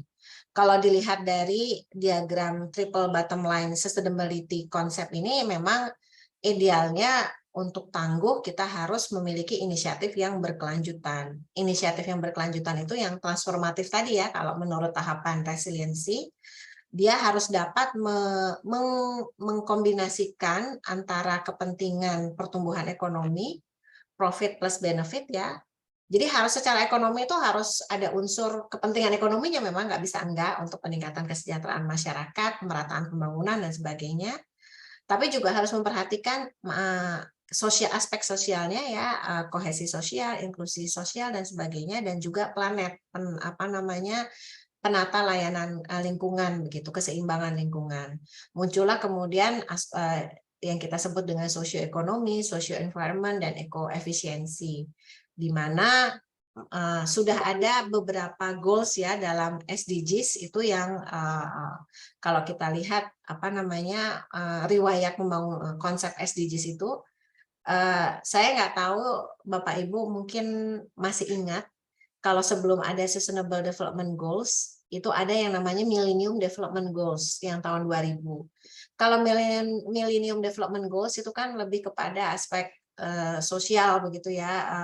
Tetapi kalau yang sekarang kita punya 17 SDGs atau tujuan pembangunan berkelanjutan, sudah ada perpresnya, sudah ada indikator-indikatornya juga bisa dicek gitu di dalam Perpres 59 2017 itu sifatnya lebih komprehensif. Jadi SDGs ini adalah salah satu pendekatan global untuk memastikan triple bottom line tadi ini. Jadi ada keseimbangan antara ekonomi, sosial, dan lingkungan, sehingga di dalam RPJM, dalam RPJMD, dalam RT/RW pun harapannya setiap program dan kegiatan itu sudah masuk ke dalam pencapaian TPB gitu.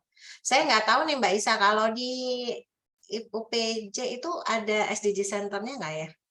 Kalau SDG Center-nya belum ada, Bu. Tapi kita memang ada satu mata kuliah wajib untuk semua mahasiswa dari semua prodi, Sustainable Development, pembangunan berkelanjutan. Tapi kalau Center-nya belum ada. Oh, jadi di UPJ itu sudah, itu mata kuliah wajibnya? Wajib untuk, ya, mata kuliah umum masuknya. Jadi semua prodi, semua fakultas semester kedua. Jadi maba tahun pertama harus ngambil mata kuliah itu. Oh ya, bagus tuh ya.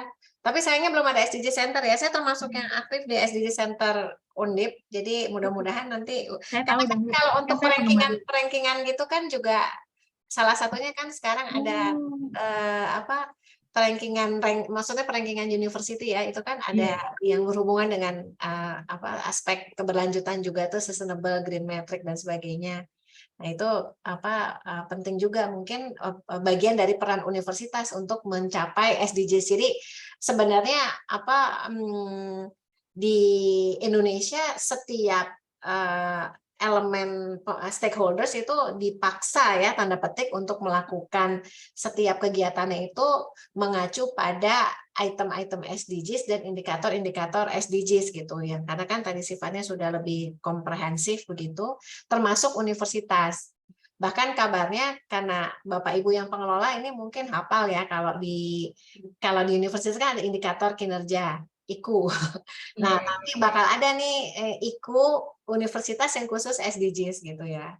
Misalnya seperti itu gitu. Nanti Mas Heri bikin Bu SDG Center. Ya Mas Heri ya. Ya Pak Heri bikin SDG Center nih di UPJ.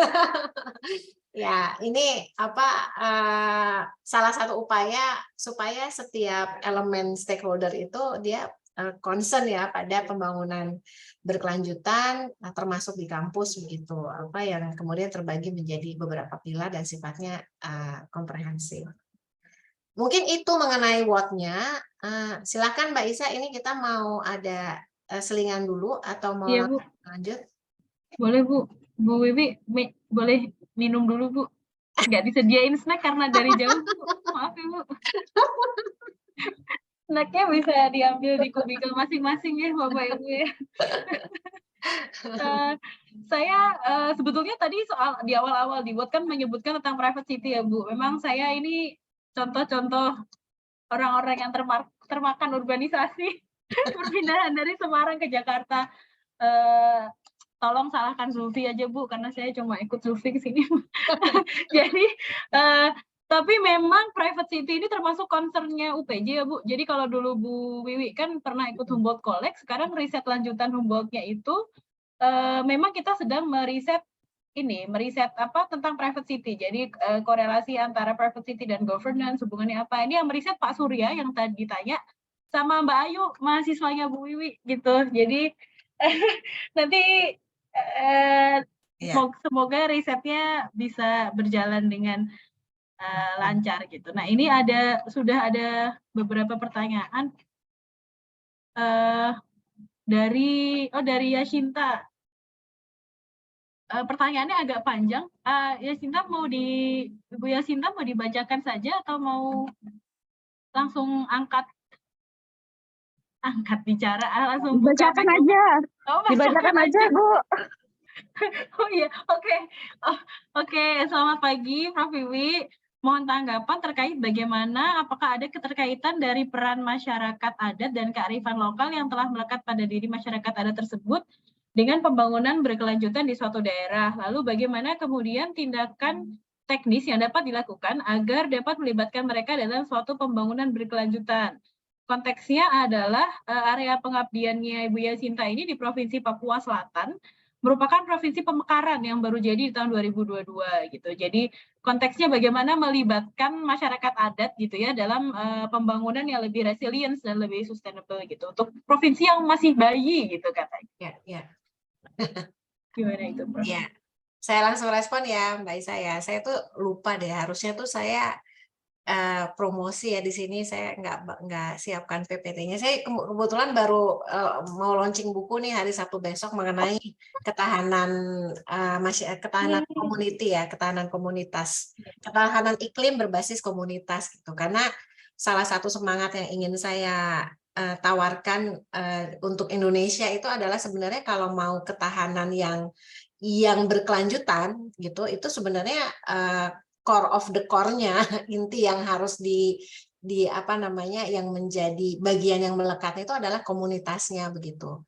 Nah, ini yang seringkali menjadi persoalan pembangunan di Indonesia karena seringkali tadi saya cerita mengenai Labuan Bajo gitu ya, seringkali kita cenderung mengejar pada pertumbuhan ekonomi, di mana untuk mengejar pertumbuhan itu pemain-pemain yang kemudian bisa bergerak lebih cepat itu kan pasti investor yang pendanaannya lebih kuat.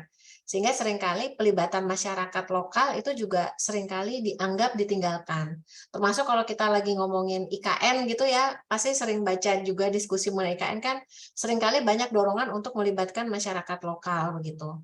Jadi memang ada dua ini sih Mbak Yasinta, menurut saya tantangan di lapangannya gini, seringkali persoalannya adalah kita pemerintah atau umumnya pelaku kebijakan itu pengennya lari cepat gitu ya.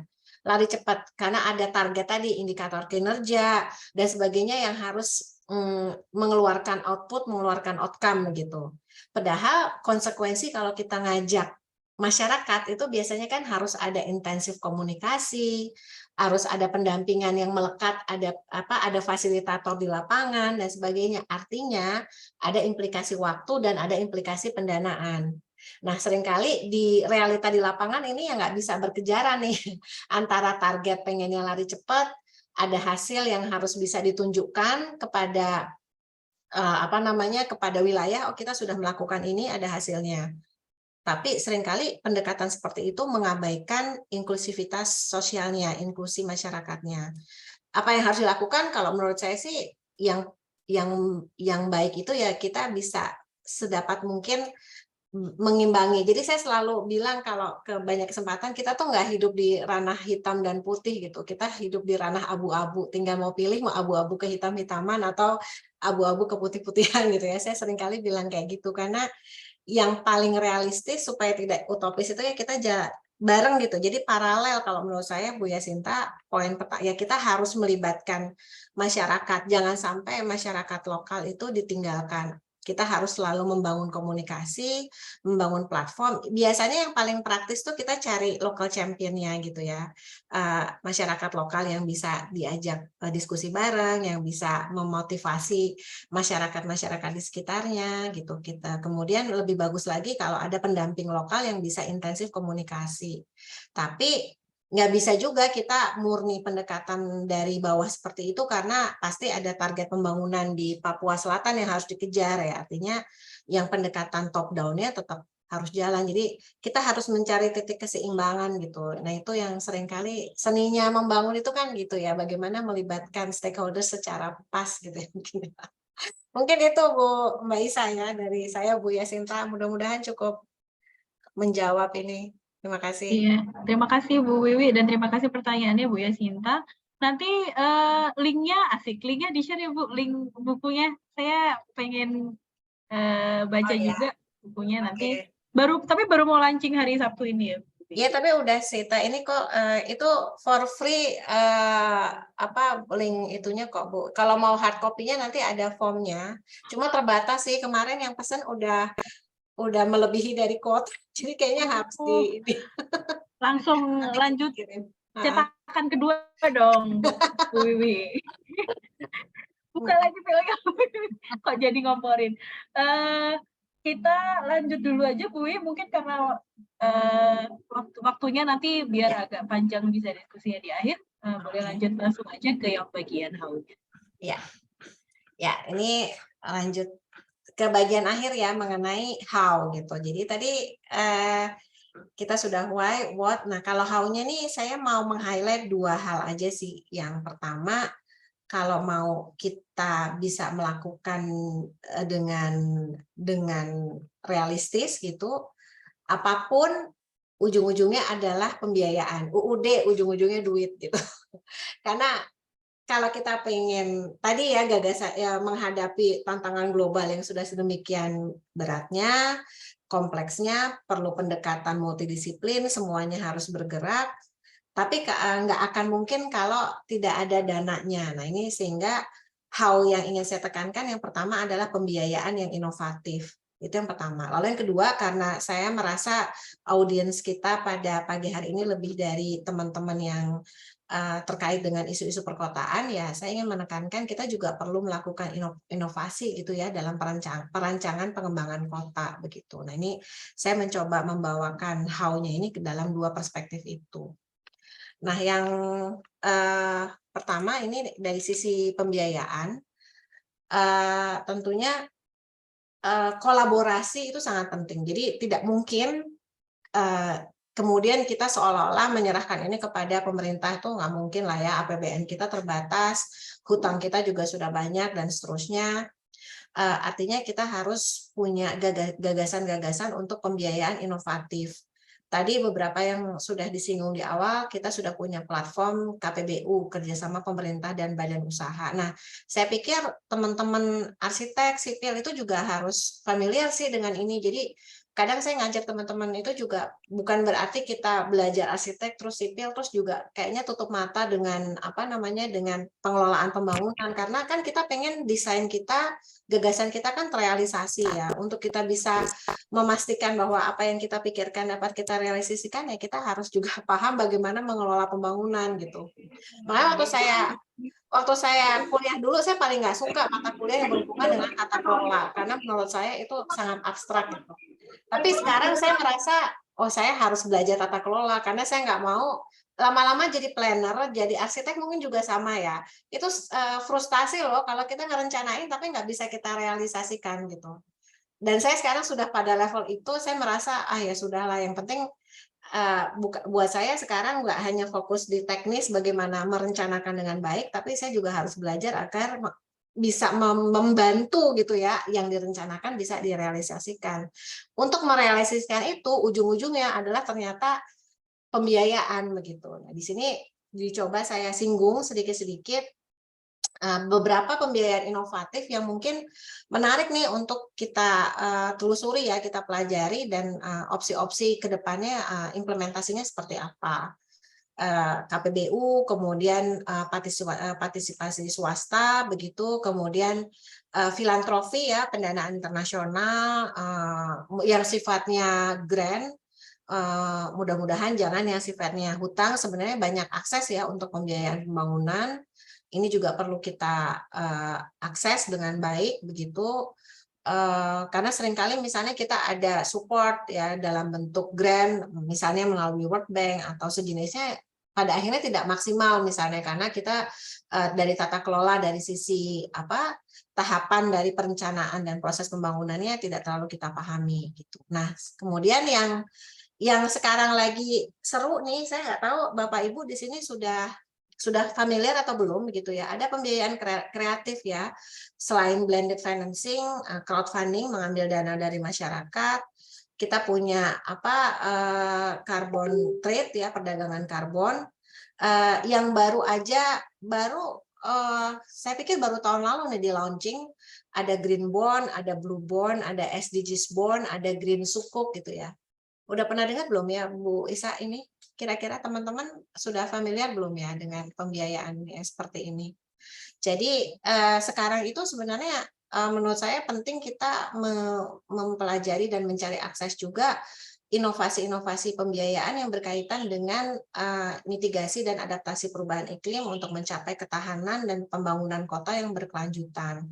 Beberapa hal yang sedang digagas oleh pemerintah Indonesia melalui Kementerian Keuangan bekerja sama dengan Bappenas itu yang disebut dengan green dan blue bond. Saya nggak akan explore jauh ya di kesempatan kita kali ini. Monggo Bapak Ibu bisa berselancar di internet apa itu green bond, apa itu blue bond. Tapi pada prinsipnya ini adalah satu peluang pendanaan yang berbentuk obligasi untuk memastikan agar program-program pembangunan itu tidak terlalu gray infrastructural base gitu, tidak hanya berpikir yang dari sisi konstruksi abu-abunya, tapi juga memikirkan aspek lingkungan dan juga aspek GC-nya ya, gender dan social inclusiveness-nya gitu, heritage misalnya, hal-hal seperti itu. Di Indonesia yang lebih dulu muncul dan sekarang sudah relatif lebih settle adalah green bond, jadi obligasi hijau. Jadi perusahaan atau berbagai mitra swasta itu dapat berpartisipasi dalam proyek pembangunan melalui konsep green bond. Yang akhir tahun lalu dan tahun ini sudah mulai dikemas juga yang konsepnya obligasi untuk blue bond, ekonomi biru, untuk konservasi pesisir gitu ya, daerah pesisir, kota-kota kita banyak di daerah pesisir dan sebagainya, itu sudah mulai diinisiasi.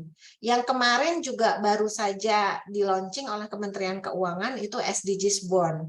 Jadi bagaimana pemerintah mengeluarkan obligasi, terutama ini sebenarnya buat teman-teman milenial sih kayaknya ya, ini saya menangkapnya gitu, mungkin saya keliru juga, tapi saya menangkapnya milenial tuh kan kemarin suka main saham gitu ya. Kalau dulu kan sempat ada heboh itu invest Bitcoin yang kayak gitu-gitu. Nah, kan teman-teman yang generasi muda kayaknya tertarik nih untuk belajar yang seperti itu. Nah, SDGs bond ini dikeluarkan oleh pemerintah sebagai satu opsi untuk menarik dana dari berbagai pihak melalui obligasi, tetapi nanti diarahkan untuk proyek-proyek yang ramah lingkungan dan aman karena ini dikeluarkan oleh pemerintah secara resmi gitu.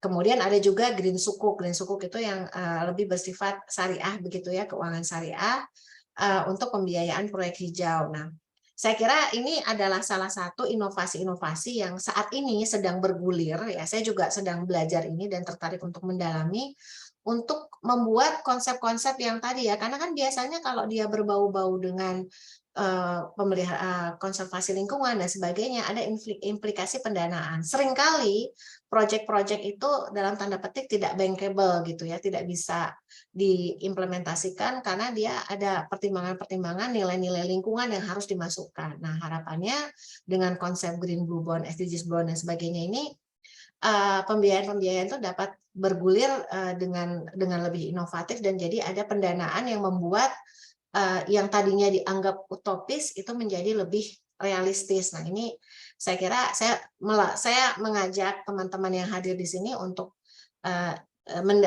belajar sedikit ya mengenai ini sehingga kita perlu memikirkan opsi pembiayaan nih untuk memastikan apa yang kita rencanakan itu dapat direalisasikan. Kemudian yang kedua dari sisi konsep, saya hanya meng-highlight beberapa konsep yang saya kira menarik gitu ya dan to some extent cukup realistis gitu ya untuk direalisasikan di Indonesia gitu, kaitannya dengan menciptakan kota yang resilient dan berkelanjutan.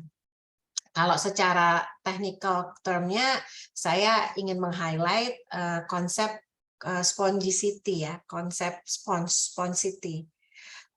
Buat yang belum pernah mendengar, mungkin saya yakin mungkin ini juga sudah cukup familiar untuk audiens pada pagi hari ini. Spongicity itu kayak spons yang buat cuci piring itu. Jadi ketika hubungannya dengan air ya, karena mostly hubungannya dengan air, karena biasanya kota itu salah satu tantangan terbesarnya berhubungan dengan keseimbangan permintaan dan kebutuhan ketersediaan air. Nah, spongicity itu ketika lagi musim hujan dia punya daya serap, jadi airnya itu terserap ke dalam tanah gitu ya, jadi atau ditahan melalui banyaknya danau dan sebagainya. Ketika musim kering itu kayak spons itu bisa diperas, airnya bisa dikeluarkan dan dimanfaatkan sehingga kota itu dapat berkembang dengan keseimbangan ekologis, memastikan kebutuhan air itu terpenuhi dengan baik. Ini sudah banyak diimplementasikan di banyak kota di Cina begitu, melalui berbagai bentuk intervensi. Nah, saya pikir teman-teman arsitek nih mudah-mudahan sudah dan teman-teman sipil ini juga sudah banyak ya mengulas ini dalam rancangan-rancangannya dan selalu memperhatikan ini begitu, bagaimana misalnya perlu ada koridor hijau, koridor biru, atap hijau dan sebagainya, yang intinya adalah bagaimana mengurangi limpasan permukaan supaya air itu nggak buru-buru keluar ke laut gitu, karena kita kan juga butuh air ketika musim kering. Seringkali sistem, saya bukan orang sipil tapi yang saya pahami sebagai orang awam itu seringkali kita tuh kayak fobia banjir gitu, termasuk Jakarta. Pengennya tuh air tuh begitu hujan langsung buru-buru dibuang ke laut. Padahal itu nggak menyelesaikan masalah gitu, karena pada saat musim kering kan kita juga butuh air gitu. Jadi yang harus kita pikirkan bukan hanya membuang air ke laut, tapi bagaimana mengurangi limpasan, kita menjaga agar air itu bisa kita tampung melalui danau, sungai, atau juga dengan resapan air hujan, pemanasan air hujan, dan sebagainya gitu. Sehingga tadi kota spons tadi, jadi kalau air bisa ditahan, dikelola, diresapi ke bawah, ke dalam tanah, air permukaan, air dalam gitu ya. Kemudian juga ketika musim kering itu bisa kita manfaatkan. Nah, ini konsep Spons City yang sudah banyak diimplementasikan di daerah di Cina ini nih, beberapa foto yang bisa dibayangkan kayaknya enak ya kalau daerah kita tuh memang betul-betul bisa hijau dan bisa memanfaatkan sedapat mungkin water cycle yang lebih berkelanjutan begitu dengan konsep Spons City ini. Jadi ada konsep sabuk penyangga, kemudian kolam alami gitu ya. Saya kira teman-teman arsitek nih lebih jago lah, tinggal bagaimana kita si SDGs bond tadi, green bond sama blue bond ini ngebiayain hal-hal yang kayak gini gitu. Ya, jadi kan kita punya konsep kadang-kadang terus gimana nih uangnya, belum lagi pemerintah wah nanti dananya. Nah, harapannya konsep blue bond, green bond tadi dia bisa mendanai program-program yang seperti ini gitu. Nah, itu sambungan antara pembiayaan dan konsep yang saya sampaikan melalui Spons City ini. Kemudian istilah yang lain yang juga banyak dipakai itu kalau tadi di Cina, kalau di Amerika tuh istilahnya low impact development. Saya nggak menyiapkan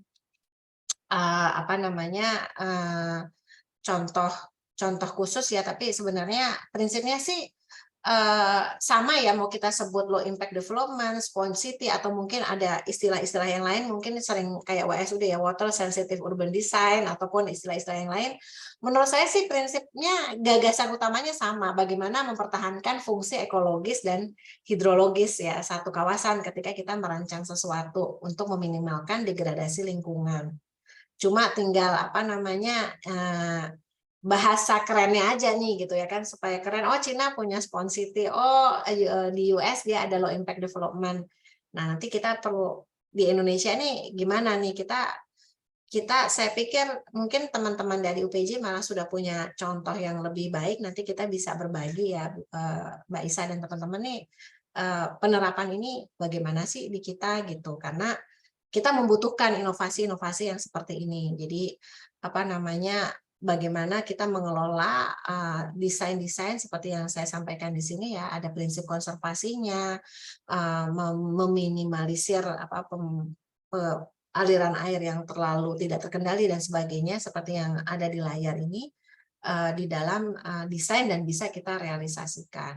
Ini beberapa contoh di Seattle gitu ya, bagaimana mereka mempromot green based development yang menurut saya sih pada level lingkungan sebenarnya cukup visible ya untuk bisa kita lakukan begitu, agar kadang kan kita kalau pergi di pedestrian di mana gitu di Indonesia kadang tuh juga masih pakai solid block gitu ya, paving block yang solid yang nggak bisa menyerap air. Padahal kan sebenarnya ada hal-hal sepele ya, mungkin terkesan sepele tapi bisa kita lakukan gitu ya untuk memaksimalkan penyerapan air ke tanah gitu. Nggak usah terlalu berpikir yang kayaknya besar, yang heboh gitu. Kita bisa melakukan dari desain-desain yang sederhana yang saya yakin teman-teman arsitek dan sipil ini saya ngajak untuk yuk kita lebih mengencangkan gerakan-gerakan seperti ini lagi begitu. Kalau di UK ini tempatnya Mbak Isa nih kayaknya nyaman banget kan ya. Saya suka banget dengan banyak daerah-daerah di UK dan kadang mikir bisa nggak ya kota-kota di Indonesia itu seperti ini gitu ya, nyaman, hijau, dia punya banyak sekali penerapan-penerapan green base dan blue base development. Nah, ini kan bagian atau kontribusinya teman-teman arsitek dan sipil nih gitu untuk menciptakan ini gitu ya. Tidak hanya secara desain tapi memastikan ya semua masyarakat juga kemudian punya tanggung jawab untuk mengelola infrastruktur lingkungan ini karena ya pada akhirnya kan memang pelibatan masyarakat untuk pengelolaan pada level yang paling kecil gitu yang kemudian perlu kita perhatikan. Ini tadi yang saya sampaikan, kalau di Australia mereka menyebutnya sebagai water sensitive urban design. Jadi ya mungkin sebagian gambaran ini sudah ada ya di private cities di sekitar UPJ gitu, tetapi kan pengennya itu bisa diakses oleh semua orang gitu kan ya, inklusif gitu, tidak hanya kemudian menjadi sifatnya menjadi segmentif hanya untuk golongan-golongan tertentu saja. Nah ini yang mungkin masih menjadi PR kita bersama. Ini ada beberapa contoh yang lain. Sifatnya yang hal-hal simpel gitu sebenarnya tidak banyak dana juga sih mungkin ya, tetapi ada inovasi pada level mikro yang kemudian bisa kita lakukan dan untuk membangun proses ini kita perlu mengajak masyarakat juga nih gitu untuk melakukan inisiatif-inisiatif atau solusi-solusi inovatif seperti ini. Ini beberapa contoh. Nah ini adalah slide terakhir dari saya. Karena how tadi pada prinsipnya sih yang ingin saya sampaikan adalah bagaimana untuk strategi menciptakan kota yang tangguh, yang berketahanan dan berkelanjutan, sebenarnya ya kita harus mencari inisiatif dengan prinsip co-benefit. Ya. Apa itu prinsip co-benefit? Prinsip yang dapat menjalankan inisiatif yang berkelanjutan dengan memperhatikan 4 pilar. Jadi bagaimana inisiatif yang berkelanjutan ini dapat menjawab tantangan pembangunan. Tadi tantangan pembangunan harus bikin kawasan industri, harus bikin pelabuhan gitu ya, karena kita harus mensejahterakan masyarakat. Tapi kita juga harus bisa menjawab tekanan lingkungan gitu kan. Kan kayaknya ideal banget nih kalau bisa mengkombinasikan ini. Tetapi untuk bisa mengkombinasikan ini ada 2 elemen lain yang tidak boleh dilupakan. Masyarakat tadi, makanya kohesi sosial itu sangat penting. Pelibatan masyarakat lokal itu sangat penting. Dan bahwa kalau mau berkelanjutan ya yang harus dijadikan sebagai inti dari pembangunan itu adalah masyarakat yang terlibat di dalamnya gitu, masyarakat lokalnya. Nah, tapi itu juga harus disertai dengan kemampuan pembiayaan. Makanya tadi kenapa saya coba mengajak teman-teman di sini kita sama-sama belajar mengenai green and blue based budgeting gitu ya, pembiayaan yang berbasis ekonomi biru dan hijau. Agar kita bisa menciptakan, saya agak pelintir sedikit ya, livable menjadi lovable gitu ya. Lovable agar seimbang antara berbagai kebutuhan agar bumi kita bisa menjadi lebih lestari dan berkelanjutan sesuai dengan prinsipnya Patrick Geddes ya. Kalau teman-teman arsitek pasti sudah sangat familiar, ada 4 fungsi utama perkotaan, bisa untuk bermukim, bekerja, bermain, dan bergerak ya, to move gitu. Mungkin itu akhir dari paparan saya, Mbak Isa, Bapak Ibu, Mas Mbak, dan teman-teman sekalian. Mohon maaf apabila banyak kekurangannya. Terima kasih banyak sekali lagi atas kesempatan yang diberikan. Saya kembalikan kepada Mbak Isa. Wah, terima kasih banyak Bu Wiwi paparannya. Saya benar-benar berasa kuliah banget nih Bu, jadi mahasiswa Bu Wiwi ini cita-cita saya dari dulu. Oke. Nanti masih ada satu pertanyaan lagi di kolom chat Bu Wiwi dari Pak Danto.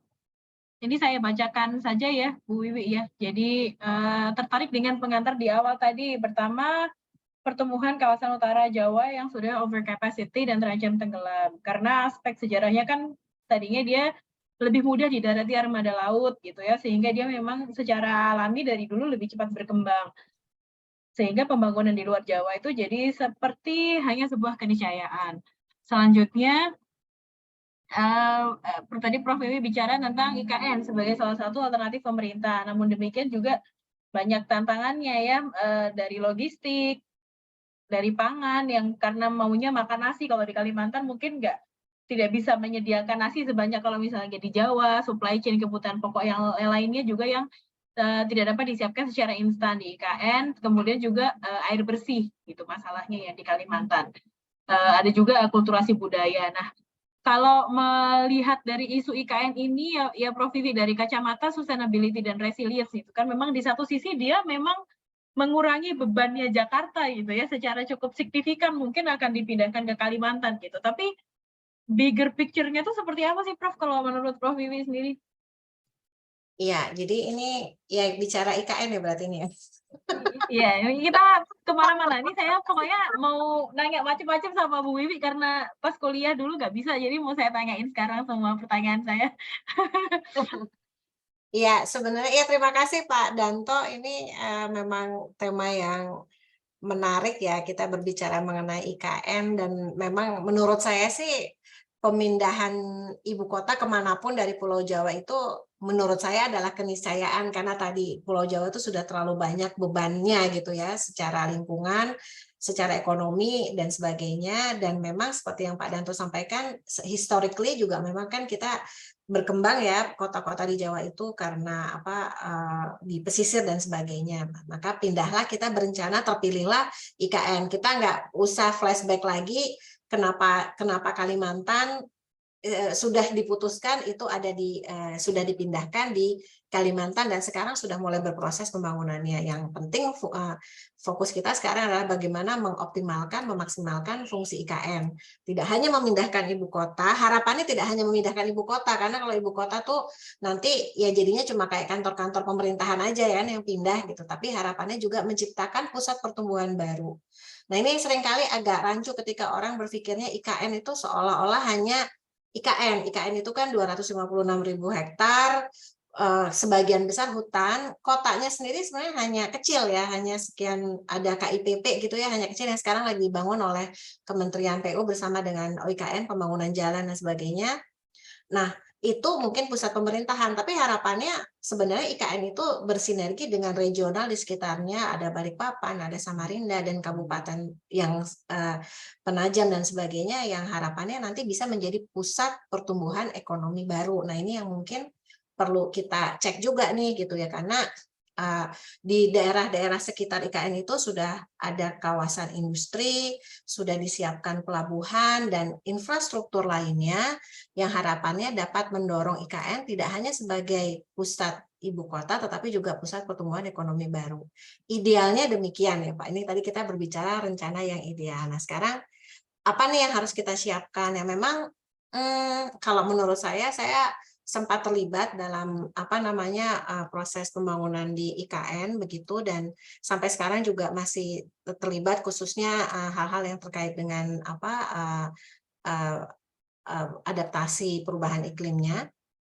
Kalau menurut saya sih sebenarnya secara perencanaan Pak itu sudah disiapkan. Jadi misalnya kayak sumber air bersih, sudah dibangun waduk gitu ya, sudah disiapkan, dan kita sudah by teori gitu sudah dicek betul, ada kelompok ahli yang khusus di bidang itu untuk daerah Kalimantan juga sudah dilibatkan, memastikan agar tidak mengganggu hulu sungai yang sekarang menjadi hutan. Bahkan harapannya hutan di Kalimantan itu dengan kehadiran IKN itu bisa reforestasi, karena selama ini kan mungkin hutannya sudah banyak yang berubah menjadi perkebunan. Kelihatannya dari pinggir hutan, begitu kita pakai drone ternyata dalamnya gundul gitu ya. Mungkin Bapak Ibu sering dengar seperti itu karena sudah jadi hutan perkebunan rakyat dan sebagainya. Nah, ini sebenarnya harapannya dengan hadirannya IKN jadi sorotan dunia. Nah, ini menjadi momentum untuk reforestasi. Nah, kemudian dari sisi konsep kotanya sendiri sebenarnya kan sudah ada konsep-konsep yang sangat ideal ya, smart city, forest city, termasuk konsep spawn city juga diterapkan, begitu green dan sebagainya. By konsep kelihatannya oke. Nah, PR kita selalu adalah bagaimana kita bisa mengawal itu gitu, karena tadi ujung-ujungnya kan pasti pembiayaannya, Pak. Nah, makanya kenapa sekarang kalau sering dengar berita OIKN kan investor yang kemudian mau menanamkan dananya dan sebagainya begitu. Nah, ini saya kira catatan penting terakhir untuk untuk menjawab pertanyaannya Pak Danto ini memang mengenai akulturasi. Nah, ini yang saya kira termasuk yang sedang kencang juga Pak dibahas gitu ya. Kalau Bapak ngikutin berita OIKN, terakhir OIKN tuh lagi sibuk menghadapi komplain teman-teman lokal di sana karena sebagian tidak terserap aspirasinya untuk masuk ke jajaran pemerintah struktur di OIKN gitu ya. Ya itu memang PR Pak. Jadi menurut saya sih itu proses yang harus kita hadapi bersama-sama ya, karena sebenarnya sih semangatnya bagus ya, semua saya yakin kok, saya optimis ya. Kalau saya optimis Pak, semangatnya bagus. Kita pengen membangun IKN itu bareng-bareng. Sebenarnya semangatnya bagus melibatkan masyarakat lokal. Kalau bagaimana melibatkan masyarakat lokal, tadi jawabannya mirip seperti pertanyaan atau diskusi sebelumnya ya yang di Papua gitu. Cuma ya memang itu perlu kerja bareng kita bersama. Perlu komitmen bersama ya, mau nggak mau harus kita mulai gitu. Banyak yang wah ini kita belum siap, harusnya nanti tapi kadang-kadang saya mikir juga Pak, kalau kita merasa belum siap terus kapan kita mau mulai gitu ya, nanti merasa nggak siap terus gitu. Kadang saya juga berpikir atau punya pandangan seperti itu. Mungkin sementara itu Pak respon balik dari saya, mungkin tidak terlalu langsung menjawab pertanyaan Pak Danto ya, tapi ya kita saling berbagi gitu mungkin gitu ya Pak Danto ya. Terima kasih, Prof. Ya, sama-sama, Pak. Terima kasih, Bu Wiwi. Ini pertanyaan selanjutnya dari saya. Bu Wiwi, kalau kita bicarakan resilience ya Bu, sebenarnya dalam sustainability resilience itu kan yang saya tahu Bu Wiwi sering upayakan, sering lakukan juga di Semarang maupun di tempat-tempat itu kan tie-in-nya dengan community empowerment ya. Jadi yang bottom up resilience gitu kan ya ke community empowerment. Nah, strateginya itu bagaimana ketika kita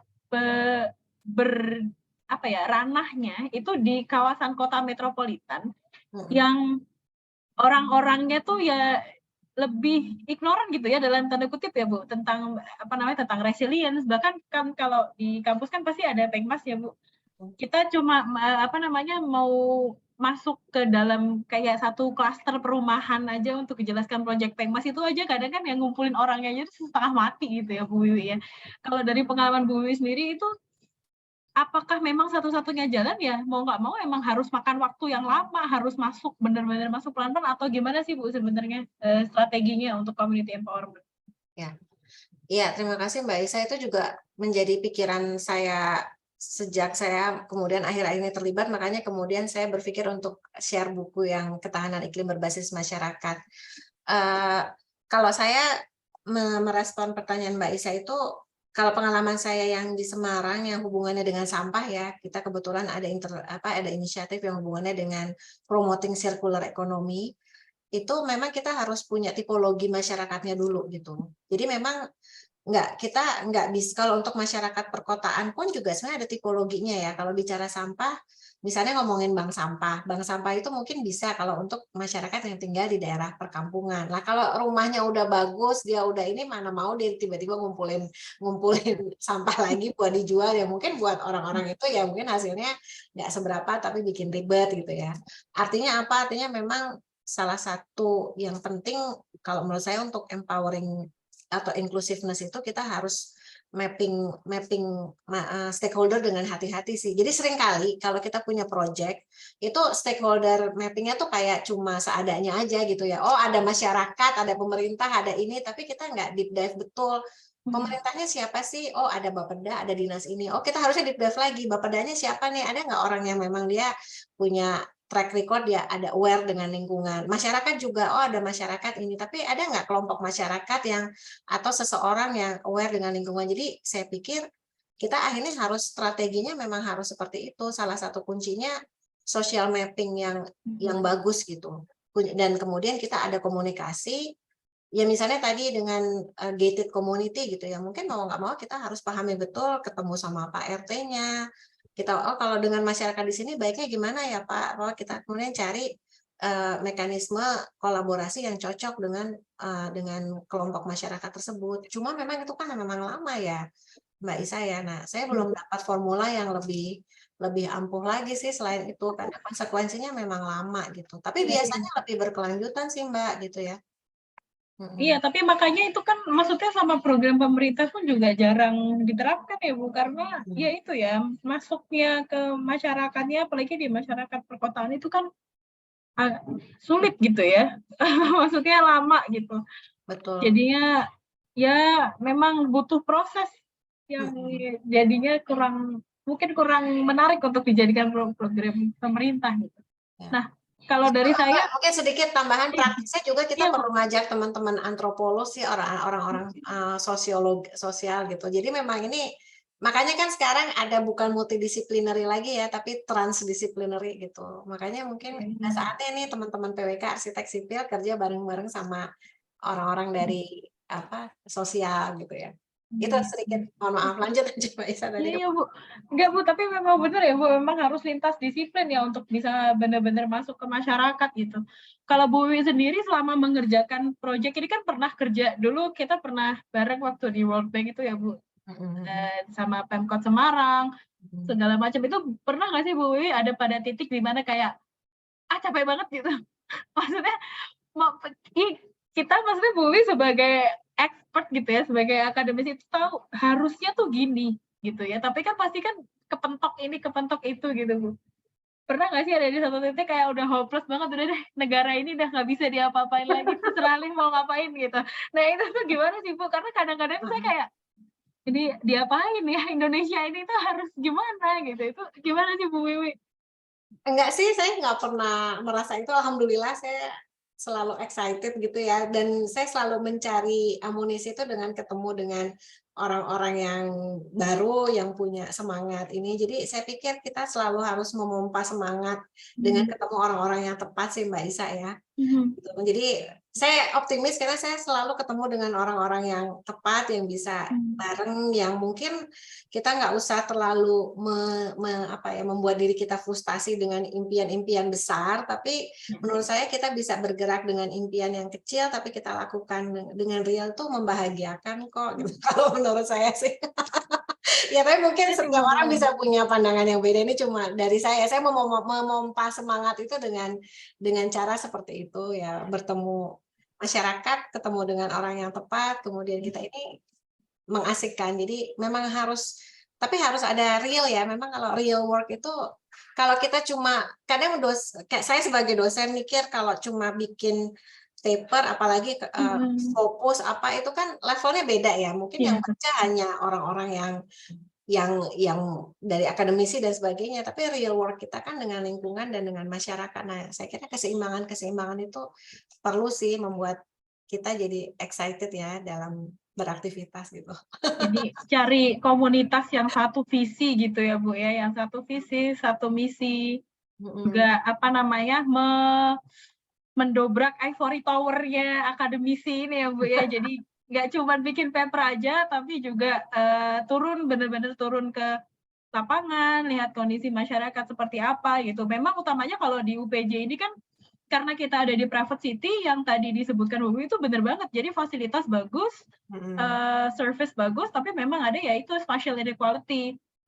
Sekitarnya masyarakatnya terenggut ya airnya, ya tanahnya, ya udaranya, ya aksesnya segala macam itu memang jadi salah satu concern besar kami di private city gitu. Dan semoga Bapak Ibu semua yang hadir saat ini juga tadi sudah belajar sangat banyak ya dari Prof. Wiwi, dari yang basic banget tentang resilience hingga diskusi-diskusi yang lebih kritis tentang penerapannya, tentang bagaimana kompleksnya masalah perkotaan kita yang sebenarnya cuma banjir itu sebenarnya ujungnya ada di mana, hulu hilirnya itu sulit tertebak.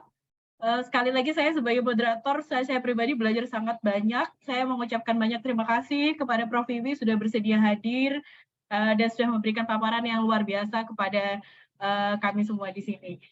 Dengan ini saya tutup sesi paparannya Prof. Wiwi. Terima kasih banyak. Tadi link bukunya sudah ada di kolom chat ya Bapak Ibu, bisa isi formnya.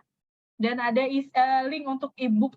Ada 2 buku ya Bu Wiwi ya, ada Ketahanan Iklim Perkotaan dan Ketahanan Iklim Berbasis Masyarakat. Bapak Ibu boleh langsung dilihat di linknya sendiri. Terima kasih sekali lagi. Saya kembalikan ke Mas Heri. Selamat pagi. Wassalamualaikum warahmatullahi wabarakatuh. Waalaikumsalam warahmatullahi wabarakatuh. Luar biasa Bu Isa yang telah memoderasi acara hari ini dan juga Prof. Wiwi ya hari ini ya. Oh, luar biasa materinya. Kita berikan aplaus yang sangat meriah buat Prof. Wiwi. Sangat meriah ya Bu Isa ya. Saya melihat kayaknya Bu Isa emang wajar sih mengidolakan Prof. Wiwi ya. Lihat dari materi dan juga pemaparan Prof. Wiwi semuanya sangat detail.